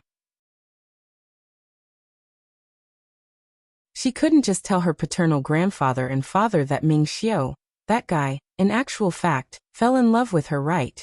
Although she and Ming Xiu both had that sort of meaning, but there wasn't even the first stroke of the character for 8-1. It still wasn't time to tell her family. This is the Tier 8 Ice One you contracted? Lu Zhantian's tone carried a little bit of doubt. No matter whether Lu Zhantian looked left or right at the colorful parrot on his granddaughter's shoulder, it didn't appear to be a Tier 8 demonic beast. Bing Ji's forehead was creased heavily. His lifetime's reputation was ruined, just like this. Well, he turned into a colorful parrot himself. Otherwise it'd be too eye-catching to go out in the true form of an ice luan. That's true. It's better to hide it like this. Lu Zhantian also hoped that his granddaughter would be low-key for the time being. Master, please take off the golden ring from my mouth. I promise I won't speak nonsense. Lu Muyan narrowed her eyes at him, and threw a few cold knives too over at him. It'd be strange if she believed this stinky bird's mouth. What if he tells them everything about her and Ming Xiu? Then she wouldn't know how to deal with her paternal grandfather and father at all. Come and read on our website Wuxia World site. Thanks. Seeing the warnings in Little Master's eyes, and how he couldn't make any mischief with the seal inside him, he could only sullenly curse Lu Muyan and Ming Xiu in his heart. He had lived so smoothly like the wind and water for more than 100 years, but who knew that he'd end up like this because of a simple tease? He really didn't know if it were because he did too many wicked things in his previous life that he ended up like this. Yenner, do you have any plans? Lu Mou poured a cup of tea for Lu Muyan, and asked with concern. Lu Muyan took the tea, staring at the clear tea water in the teacup. Naturally, I won't let those people go. Do you want others to know the news of your return? Lu Mou knew that his daughter had grown up now and had her own thoughts, so had respect them. Not for the time being. Just let those people be happy for a few days first. Lu Muyan sneered. She was certain that the Gu clan was definitely involved in her assassination. All right. Killing intent flashed past the bottom of Lu Mou's eyes. The people or clans that participated in the assassination attempt of his precious daughter. The Lu clan wouldn't let go of them. Lu Muyan thought it funny when she looked at Grandpa Lu, who was currently staring with big wide eyes at Bingji while the latter stared back with small wide eyes, then said, "Paternal Grandpa, I want to go see the sword sovereign ancestor of the imperial family tomorrow." Lu Zhantian knew that his granddaughter had a lot of mischievous ideas, and he didn't want to restrain her. Sure. I'll take you to see him tomorrow. After conversing with the two a little longer, Lu Muyan left the secret room with Bingji. Early the next morning, a carriage went straight to the imperial palace from the Lu clan, and spies from various parties returned to report. After only 2 hours, all the clans and forces, whether large or small, of the imperial capital, received news of Lu Zhantian wreaking havoc in the imperial pavilion hall, and they all felt that he had definitely gone crazy. Just what sort of place was the Imperial Pavilion Hall? That was the place where the sword sovereign ancestor of the imperial family lived in. Lu Zhantian, a sword king, dared cause trouble simply for a dead granddaughter. His head had really been clamped by a door. Yun Tianchen was just marking some memorials to the throne, and was also shocked when he heard the news that Lu Zhantian wanted to smash the inscribed board of the Imperial Pavilion Hall, so he quickly hurried over. This father-in-law of his truly was courageous and strategic, but whenever he did things, he did it based on his feelings, and he had a bad and stubborn temper.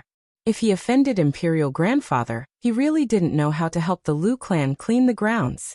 Yet who knew that as soon as he stepped into the Imperial Pavilion Hall, he saw 3 people sitting in the hall, talking and laughing, chatting over tea. Where was the legendary tense situation as if swords were drawn and bows were bent? Yun Tianchen's hovering heart finally settled. Lu Muyan didn't get up when she saw that Yun Tianchen had arrived, only smiled and greeted. Paternal Uncle Emperor. Little girl, I just knew you'd come back alive. Yin Tianchen also didn't care about Lu Muyan's actions. This girl had always been very bold. Yin Tianchen smiled at Lu Muyan, then walked over to the purple-clothed man to greet respectfully. Imperial Grandfather. Sit. The purple-clothed man nodded. Lu Clan's little girl, for what reason do you come to see this eminence this time? The purple-clothed man moved his gaze onto Lu Muyan, his expression gentle, just like an elder member of the family. Lu Muyan also didn't want to go around in circles and said straightforwardly, Imperial Ancestor, I want to make a deal with the Imperial family. Want to make a deal with the Imperial family? The purple-clothed man revealed a hint of interest. Let's hear it. I believe that you all know about the fact that I'm being chased by sacrificial soldiers who had been sent by an unknown force. I suspect that their main purpose in killing me is for one thing. Lu Muyan said. The purple-clothed man stroked the Buddhist beads in his hand and asked after a moment of silence. Your meaning is their purpose is the marrow-cleansing pill? Aside from the marrow-cleansing pill, he also couldn't find any other purpose for those people to sacrifice a sword monarch, and more than a dozen sword kings and sword spirits to kill Lu Muyan. Come true, one things haven't even started between LMY and MX. So how could she tell them anything yet is her meaning? I mean, one day LMY's gotta tell her family he fell in love with her. And she fell in love with him, he. Too figuratively meaning sharp, cold gazes that feel penetrating.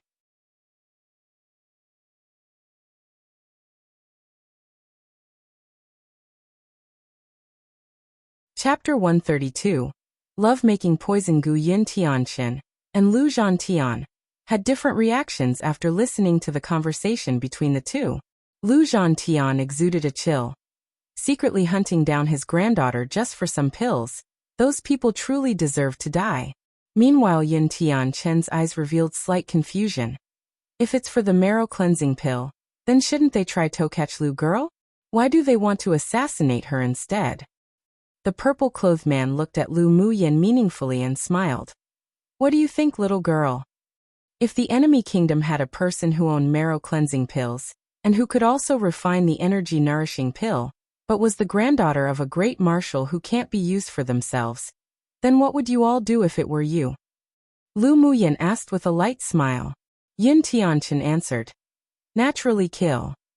Then he pondered for a while and said, so that's how it is. It seems that the mastermind behind that force is an enemy kingdom of Yanzhou Kingdom. Paternal Uncle Emperor. Have you ever felt tired recently during the day, but at night, you'd be as vigorous as a dragon and as lively as a tiger? Lu Muyan looked at Yin Tianchen with a smile that wasn't quite a smile. Yin Tianchen was taken aback and smiled somewhat awkwardly. There has indeed been such a situation in recent months. Could there be something wrong? He had long suspected that something was wrong with his body, but the Empire's physicians and alchemists had all checked him, and there was no major problem. Of course something's wrong. Lu Muyan continued. Can I feel your pulse? Sure. He didn't doubt Lu Muyan's medical skills.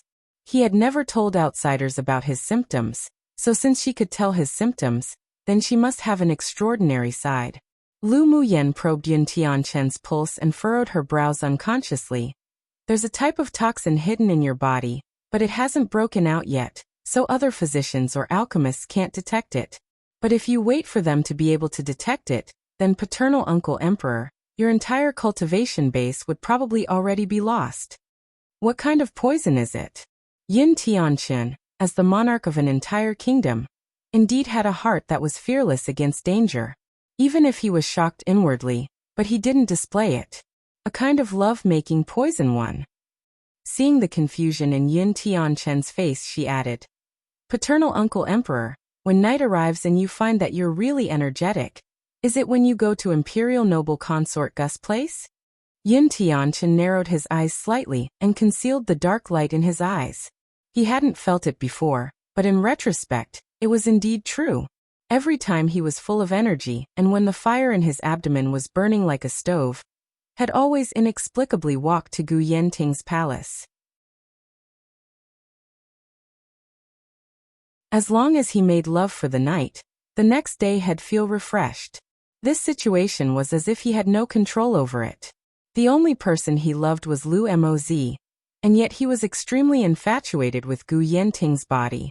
This was already incompatible with the calming method he cultivated. It seemed that there must be hidden circumstances.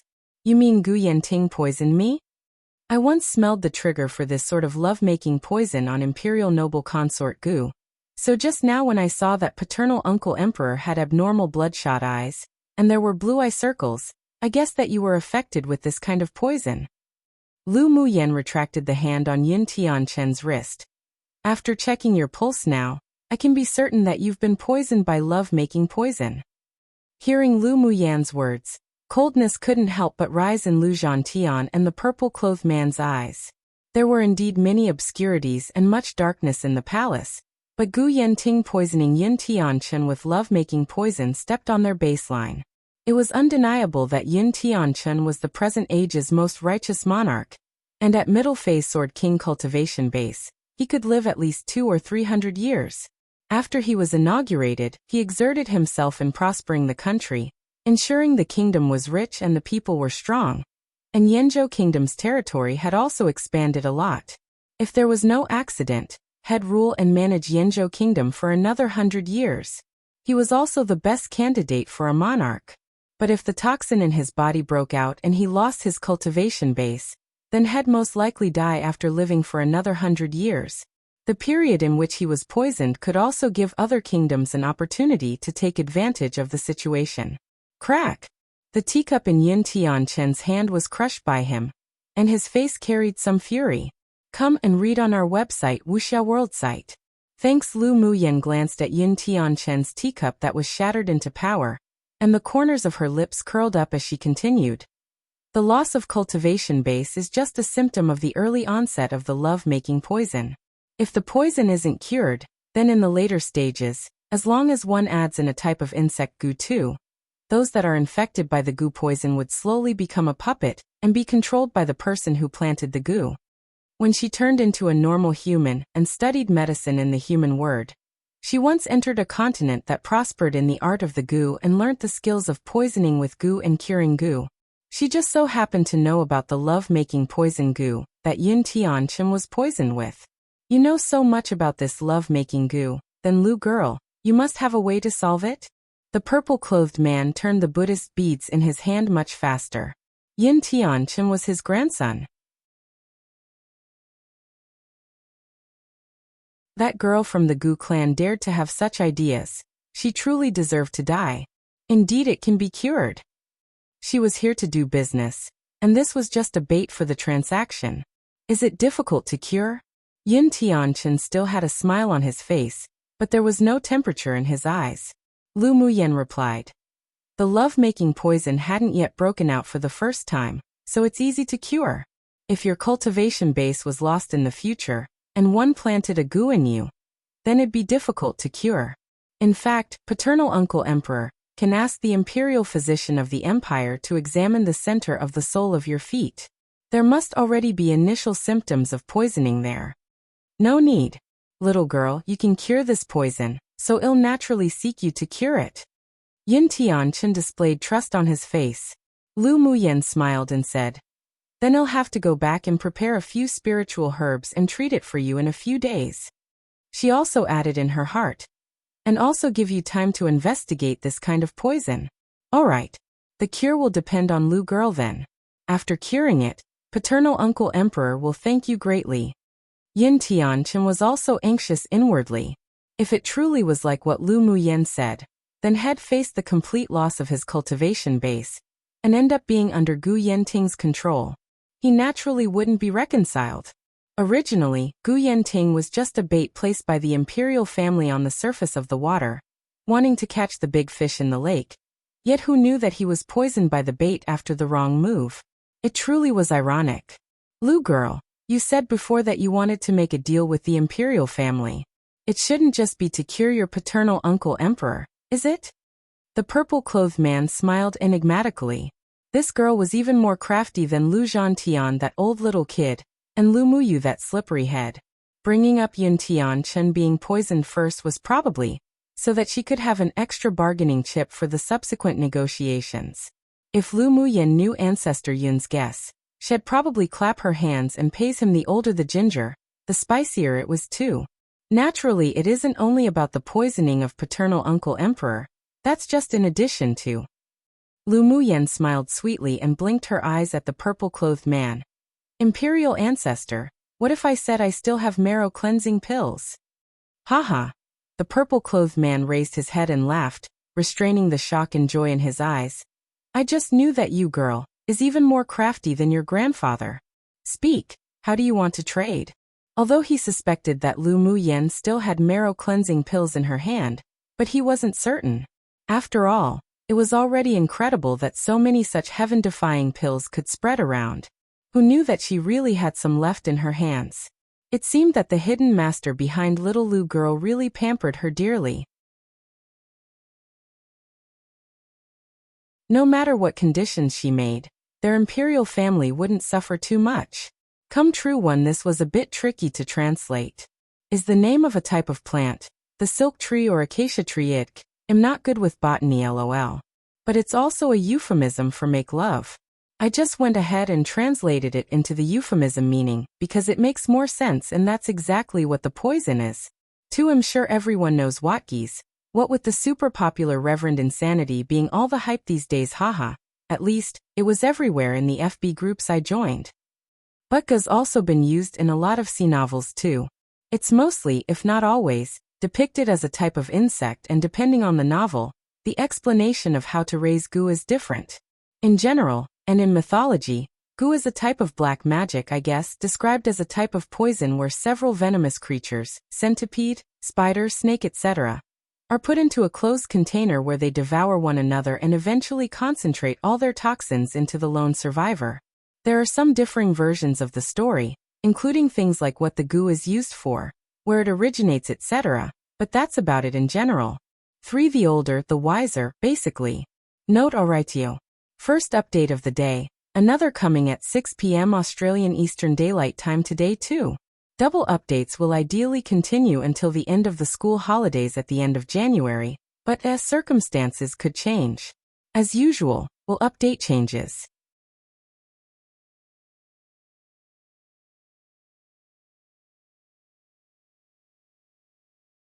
Chapter 133. Reach a deal. Both Yun Tianchen and Lu Zhantian were eagerly waiting to see what conditions for trade Lu Muyan was going to propose. Lu girl, how many marrow-cleansing pills do you still have? The purple-robed man's action of rubbing the Buddhist beads stopped and asked. Lu Muyan stretched out 3 fingers. There are 3 more, all of which can be traded to the imperial family. All right. This eminence will allow you to make 3 conditions. As long as our imperial family can do it, we will promise you. Seeing Lu Muyan, this little girl being so straightforward, the Yun clan's ancestor also bluntly promised. And in his heart he thought, this girl sure could hide things well. There were actually 3 more marrow-cleansing pills. With his guess, that probably wasn't all. If he let those old things from the other clans know about it, then he might have to personally go out and request the pills for the imperial family. It was better to keep this a secret. Lu Muyan smiled sweetly, like a little sly fox. Alright, imperial ancestor is much more straightforward than paternal uncle emperor. The corner of Yun Tianchen's mouth twitched. Last time this girl had extorted him using the energy-nourishing pill. And he only just hesitated for a little bit. Where was he not straightforward? She sure could hold grudges. Lu Muyan ignored Yun Tianchen's gaze that carried slight aggrievement, and said to the Yun clan's ancestor. Then I won't be polite in making my requests. Make them. First, if the Gu clan participated in the plan to assassinate me, then I want a right to deal with everyone in the Gu clan, including Imperial Noble Consort Gu. Lu Muyan's eyes were sharp. She wouldn't allow the venomous snake of their Lu clan be handed over to anyone else to deal with. The Gu clan felt too weird to her, especially the use of borrowing external forces to forcibly advance their cultivation base, which was the same as those assassins.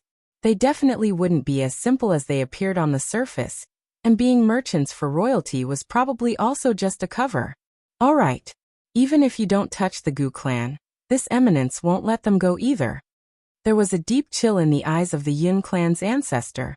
They dared to scheme against Yinzhou Kingdom's emperor, so they must prepare themselves to pay the price. Now that the Lu clan's girl wanted to deal with them, then he was happy to shake his hand off this matter. Lu Muyen nodded and continued. Second, our Lu clan wants to build a private army of our own, not affiliated to the imperial family, but will never betray Yinzhou Kingdom. Yun Tianchen revealed a look of surprise. This Lu girl's courage was truly huge. His feelings of affection to the Lu clan were stronger than his wariness of them, so he wouldn't object it. He just turned his eyes to the purple-clothed man to wait for him to decide. The Yun clan's ancestor thought for a bit, then agreed. You can, but the number of people must not exceed 100. This girl, Lu Muyen, was a famous alchemist, and was also backed by Ming Xiu and the others. It wasn't difficult to build a strong private army. In order to not threaten the interests of the imperial family, he could agree, but must limit the number of people. 100 people would affect the imperial family, but had no subversive power. No problem. Lu Muyen smiled lightly and agreed. Good armies weren't about quantity, but about quality. The limit of 100 soldiers was also acceptable to her. The last point, you must allow me complete access and to take as I please from the imperial family's spiritual herb treasury. Seeing the Yun clan's ancestor and Yun Tianchen's expressions change, she chuckled and added, Of course I won't take randomly, let alone empty the imperial family's spiritual herb treasury. Instead, I'll use certain pills to compensate, such as the energy-nourishing pill I gave you before. The list she issued last time contained a lot of rare spiritual herbs, and the imperial family provided them all. If she wanted to raise 100 people for the private army of the Lu clan, then it was naturally better to use other people's resources. Being able to save some of her own was a portion saved. Hearing Lu Muyen mention the energy-nourishing pill, Yun Tianchen's eyes lit up. And when the Yun clan's ancestor remembered what the enshrined alchemist had said, he was also interested now. The energy-nourishing pill had miraculous effects on internal and external injuries. Within it, there were several spiritual herb ingredients that even the enshrined Grade 3 alchemist, who had studied it for several months, couldn't figure out what they were. If one wanted to obtain it, they had to find Lu Muyen. Come and read on our website Wuxia World site. Thanks, we can promise you, but if it's just providing energy-nourishing pills and if the amount is too small, it wouldn't be effective on the battlefield. So we need you to reproduce a copy for the imperial family. The Yun clan's ancestor knew this request could be a little too much. After all, pill formulas were as precious as the life of an alchemist. But if Yinzhou Kingdom wanted to use it on the battlefield in large quantities, obviously it was impossible to wait for Lu Muyen to slowly refine it. The problem he thought about, Lu Muyen also was thinking about. As if she had that much energy to refine a large quantity of energy-nourishing pills, or other pills to provide them. It was just a copy of the pill formula. She was also thinking the same, so she was happy to be more relaxed. I can. After she spoke, she immediately took out a blank jade slip, put it on her head, and she used her mental energy to replicate a copy of the energy-nourishing pill formula. Then she casually handed it over to the Yun clan's ancestor. This pill formula can be regarded as my sincerity in this cooperation. Little Lu girl is better than the others in the Lu clan in handling affairs. The Lu clan has a hopeful future. The Yun clan's ancestor reached out his hand and took the jade slip. He took a look with his mental energy and smiled at Lu Zhantian with a rare compliment. Lu Zhantian's tall and sturdy body straightened up with a face of seriousness and pride. The color blue is made out of indigo but is more vivid than indigo one. My family's yener is among the best of the best. Hearing Lu Zhantian's words, the three people, including Lu Muyen, couldn't help holding their foreheads. His skin sure was thick. Lu girl, this eminence can allow you to use the spiritual herbs in the imperial family's private treasury, but I hope you'll promise me a condition. The Yun clan's ancestor narrowed his eyes slightly, and covered the cunning light in his eyes. Lu Muyen took a sip of tea and asked slowly, Imperial ancestor, please say. If your Lu clan wants to build a private army, Then they must be raised with pills, right? The Yin clan's ancestor said with a smile. That's natural. I suppose the imperial ancestor wants the pills and providing for the Lu clan's private army? Lu Muyin guessed the old fox's thoughts accurately. Haha. The Yun clan's ancestor laughed heartily with a hint of appreciation in his eyes. Little girl sure is smart. Sure. It's just a few grade 1 and 2 pills. Just provide me with your spiritual herbs when the time comes, then find me 2 alchemists. I'll teach them how to refine them, and just supply them together. Lu Muyen said with a smile, paying it no mind, but there were calculations in the bottom of her eyes. This sure was a big fish that came to her door. Not only did the imperial family provide the huge cost of spiritual herbs, now she could even use this to ask for 2 free alchemists to make pills for the imperial family and Lu clan. It saved time and effort, and was mutually beneficial. Excellent. Yin Tianchun and the Yun clan's ancestor couldn't help but hold their foreheads. What did she mean by just a few grade 1 and 2 pills? Grade 1 pills were already very rare on the market, and grade 2 pills were even more scarce. Even the auction houses of the Ming Chamber of Commerce Alliance rarely auction them. At once, perhaps only 1 or 2. If her indifferent tone was heard by the sword masters outside who waited for the pills to enter the market and be auctioned, then that was definitely going to pull aggro. But hearing Lu Muyan's tone, she didn't just know 1 or 2 types of grade 1 or 2 pills. Their hearts grew fiery with desire now. One must know that raising an alchemist wasn't just supplying them with resources. Without pill formulas, then it was like having ingredients for food but no recipe. Since Lu girl wanted alchemists, then they'd naturally give, and she could even train 1 or 2 for their imperial family. It was killing 2 birds with 1 stone. Deal. The Yin clan's ancestor immediately made a decision. Lu Muyan's beautiful eyes were as bright as the stars. Straightforward. I hope we could cooperate happily. The 2 parties signed a contract at Lu Muyan's request. When they left the Imperial Pavilion Hall, Lu Zhantian quickly stuffed Lu Muyan into the carriage, then ran outside the hall and began to yell and curse, making the hidden spies unable to resist lighting a candle for him. Come true one, so this idiom just means the student surpasses the master.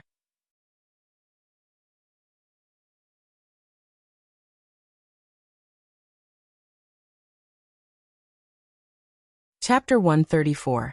Smithing Method. After returning to the Lu clan, Lu Muyen went to the smithing room first to see Huoxiao.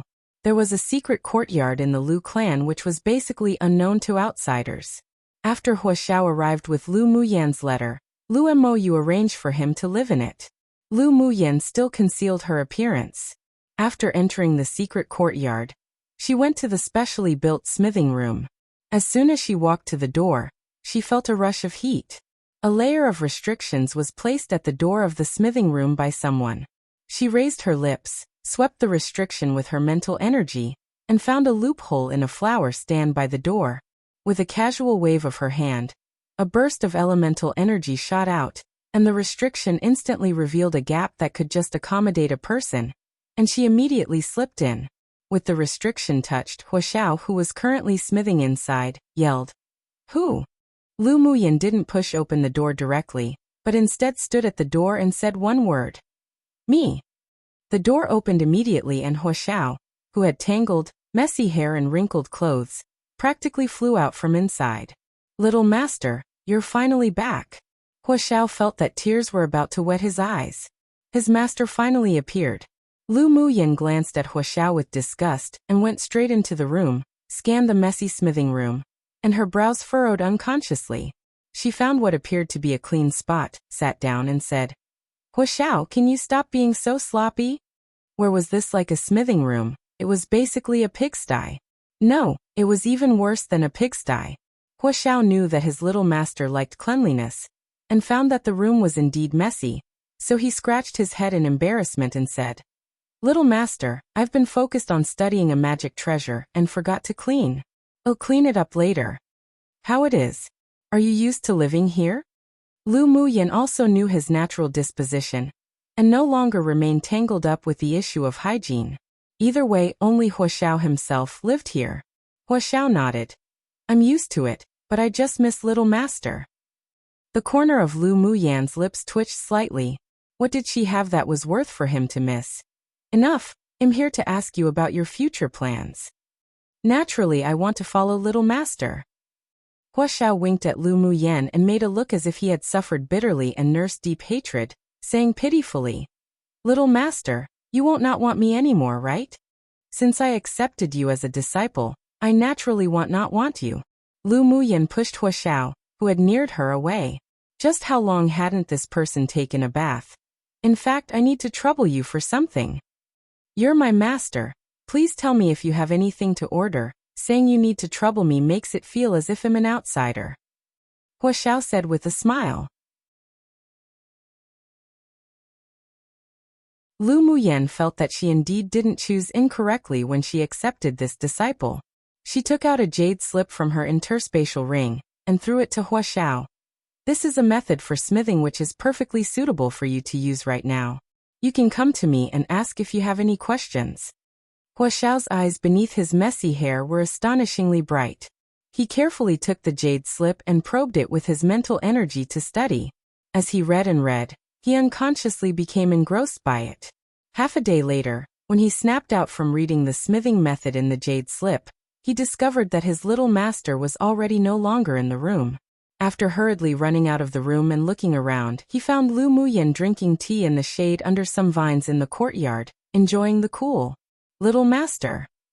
For Huaxiao, if at first it was because he was attracted by Lu Muyan's rich knowledge of smithing, then now, after reading the smithing method in the jade slip, he was completely loyal.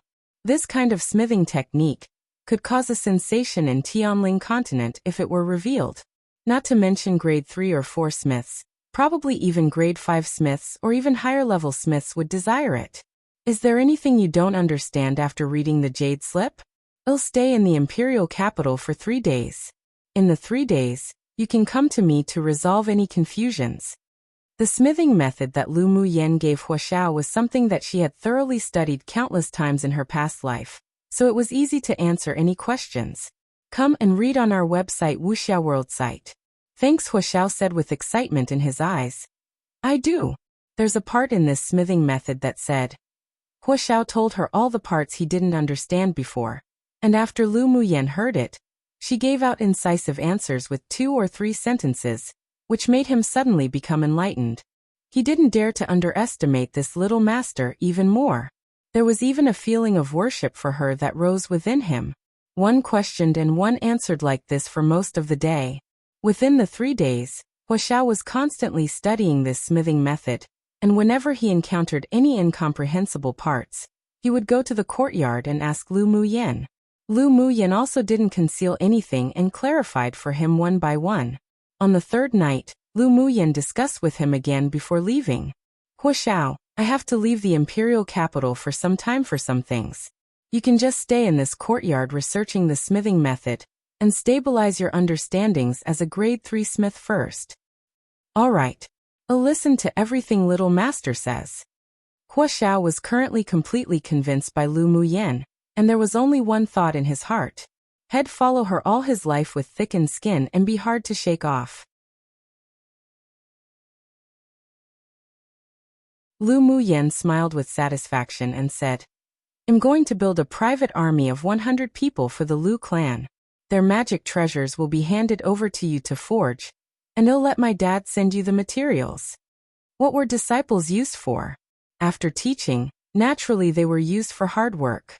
All right, I must build a private army with the strongest forces for master. With Little Master's smithing methods, his smithing skills would be even better.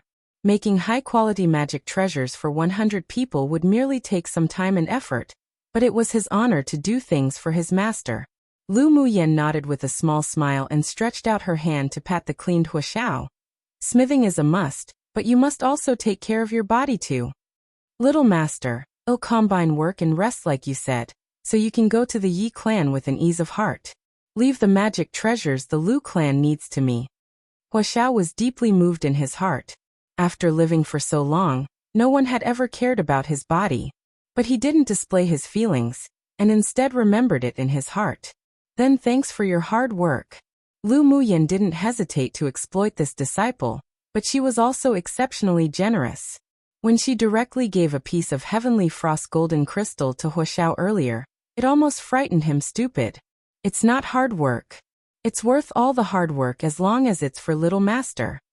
Wuxia buttered up to her inwardly, feeling exceptionally pleased. Recognizing her as master was truly too correct. Bingji, who stood on Lu Muyan's shoulders, just didn't like that look of fawning and pursed his lips in disdain. Sycophant. Bald bird, you try and say that again. Wuxia rolled up his sleeves and wanted to step forward to take care of that colorful parrot that mocked him all day long. Don't think that just because you're little master's spirit pet that your tail can turn upwards towards the sky one. Bingji's eyes were full of ridicule.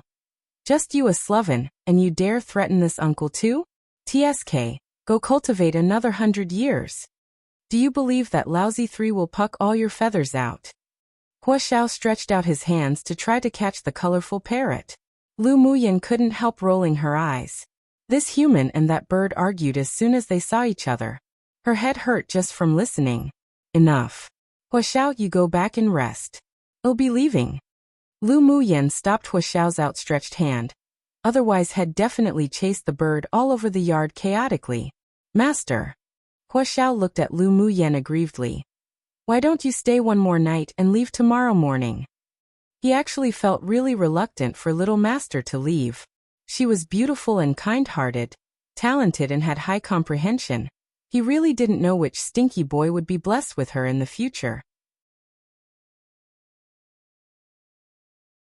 Sloven you.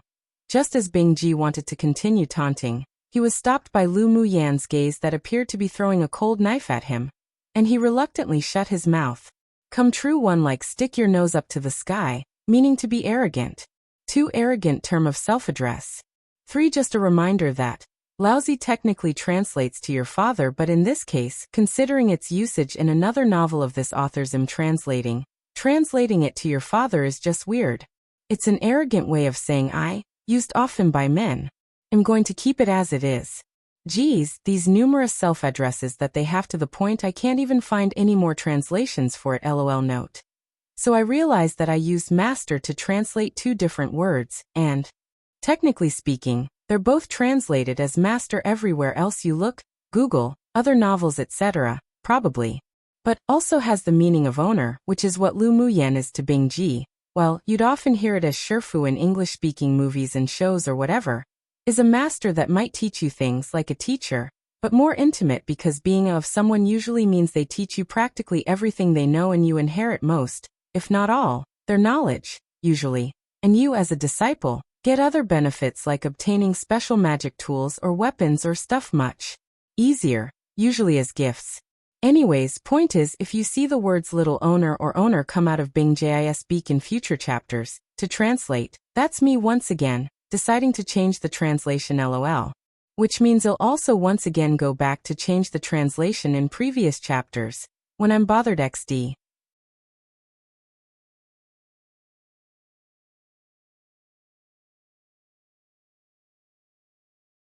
Chapter 135. Arrive at the Yi clan. Lu Muyan rode her horse straight to meet Yunlan outside the imperial capital. She asked Lu Zhantian and Lu Mou, for the time being, to carefully select 200 sword masters with potential from the Lu clan's army, and then shall personally select 100 of them to raise as private soldiers after returning from the Yi clan. The news that she hadn't died in the glacial mountain range was also temporarily sealed. So aside from the reliable people of the Lu clan, only a few superiors of the imperial family knew. The imperial family and Empire Academy also left a place for her to participate in the event after the trial selection. Taking advantage of the chaos in the imperial capital during this period, she rushed to the Yi clan to cure Elder Yi and Yi Qinglu. Meanwhile, Yunlan wanted to find Yi Qinghan to exchange pointers, so she invited him to accompany her. When Lu Muyan arrived at the appointed place outside the imperial capital, she saw a tall, sturdy man riding on a pure black tailwind horse waiting. Elder cousin brother, I made you wait. Lu Muyan rode up to Yunlan's side and said apologetically with a smile. Yunlan turned his head with compassion in his eyes. No problem, I also just arrived. Let's go. With a cue from Lu Muyan, her horse galloped away. Upon seeing this, Yunlon quickly followed and asked as they rushed, "Yener, how's your eldest brother?" "He's already awake, but because he previously used the blood spirit skill, he injured some of his origin, so he needs some time to recover." Lu Muyan's eyes were filled with coldness. She must make those behind the scenes pay a heavy price. Originally, Lu Mubai wanted to follow them in their plan to go to the Yi clan, but because he was injured and received backlash from when he was in the glacial mountain range, he needed to recuperate, so he had to give up. Fortunately, she had learnt some methods of managing and healing one's origin. Otherwise, without maybe 3 to 5 years, her eldest brother wouldn't be able to recover. Then that's good. Yunlon sighed in relief. "Yener, how do you plan on taking care of the Gu clan?"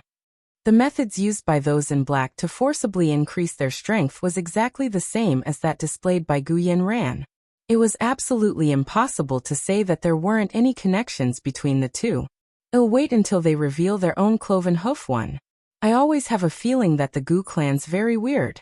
What they want to achieve isn't trivial. She decided to lure the snake out of the cave to see what the Gu clan's purpose was. If they're really colluding with other kingdoms, Yanzhou Kingdom would be in a disadvantageous position. I wonder if Emperor Father is on the alert. Yunlon sighed. Lu Muyan chuckled. Paternal Uncle Emperor is very shrewd. Always indulging the Gu clan's growth was probably for the purpose of throwing out bait to catch the bigger fish. In the future, he can use the wealth and resources that the Gu clan accumulated over the years for himself too. It was just a pity that everything was almost ruined by the bait. But she had cured Yun Tianchen's poison before she left, so she believed Gu Yenting wouldn't succeed. Are you saying that Emperor Father knew that the Gu clan's hearts were impure? Yunlon had an epiphany. Lu Muyan nodded. I guess paternal Uncle Emperor is playing a game of chess, and the Gu clan is a key chess piece. So that's how it is. No wonder some of the actions of Emperor Father made me slightly puzzled. But now that I think again, it seems normal. Yunlon thought deeply. Lu Muyan didn't tell Yunlon about his Emperor Father being inflicted with the love-making poison. How is paternal aunt? Empress Mother has been fascinated by arrays recently and has been studying arrays all day long. I think she's been pretty well. Yunlan's expression softened a lot when he mentioned Lu Moz. His former Empress Mother constantly revolved herself around Emperor Father, and had no self to speak of. Now that she had something that interested her, it appeared that her whole person had a brilliance she previously lacked with a strange charm. As long as paternal aunt knows what she wants, then that's fine. Lu Muyan also smiled in relief. On this continent where strength was respected, women couldn't always rely on men. The two chatted while rushing, and 10 days passed quickly. The 10 distinguished clans were first-rate forces of the eastern region. They were distributed in 10 big cities near each other, and they were located in the core area of the eastern region. Come and read on our website Wuxia World Site.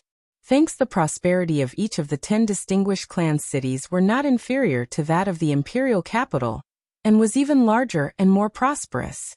When the two approached Luoshi City near the Yi clan, the sky had gradually dimmed already, and the afterglow of the rays of evening sunlight enveloped the entire towering city, giving it a taste of dusk. Entering Luoshi City was the same as entering Glacial City, both needing to pay a certain amount of ink gold coins which could guarantee one's safety in the city. Fighting and killing weren't allowed. Otherwise they'd be punished by the Yi clan of the City Lord's mansion after entering Luoshi City. The two didn't live in an inn, but instead directly went to the City Lord's mansion. The City Lord's mansion was located in the golden location of the southernmost section of Luoshi City. It was towering and dignified, and even carried a simplistic and unsophisticated aura.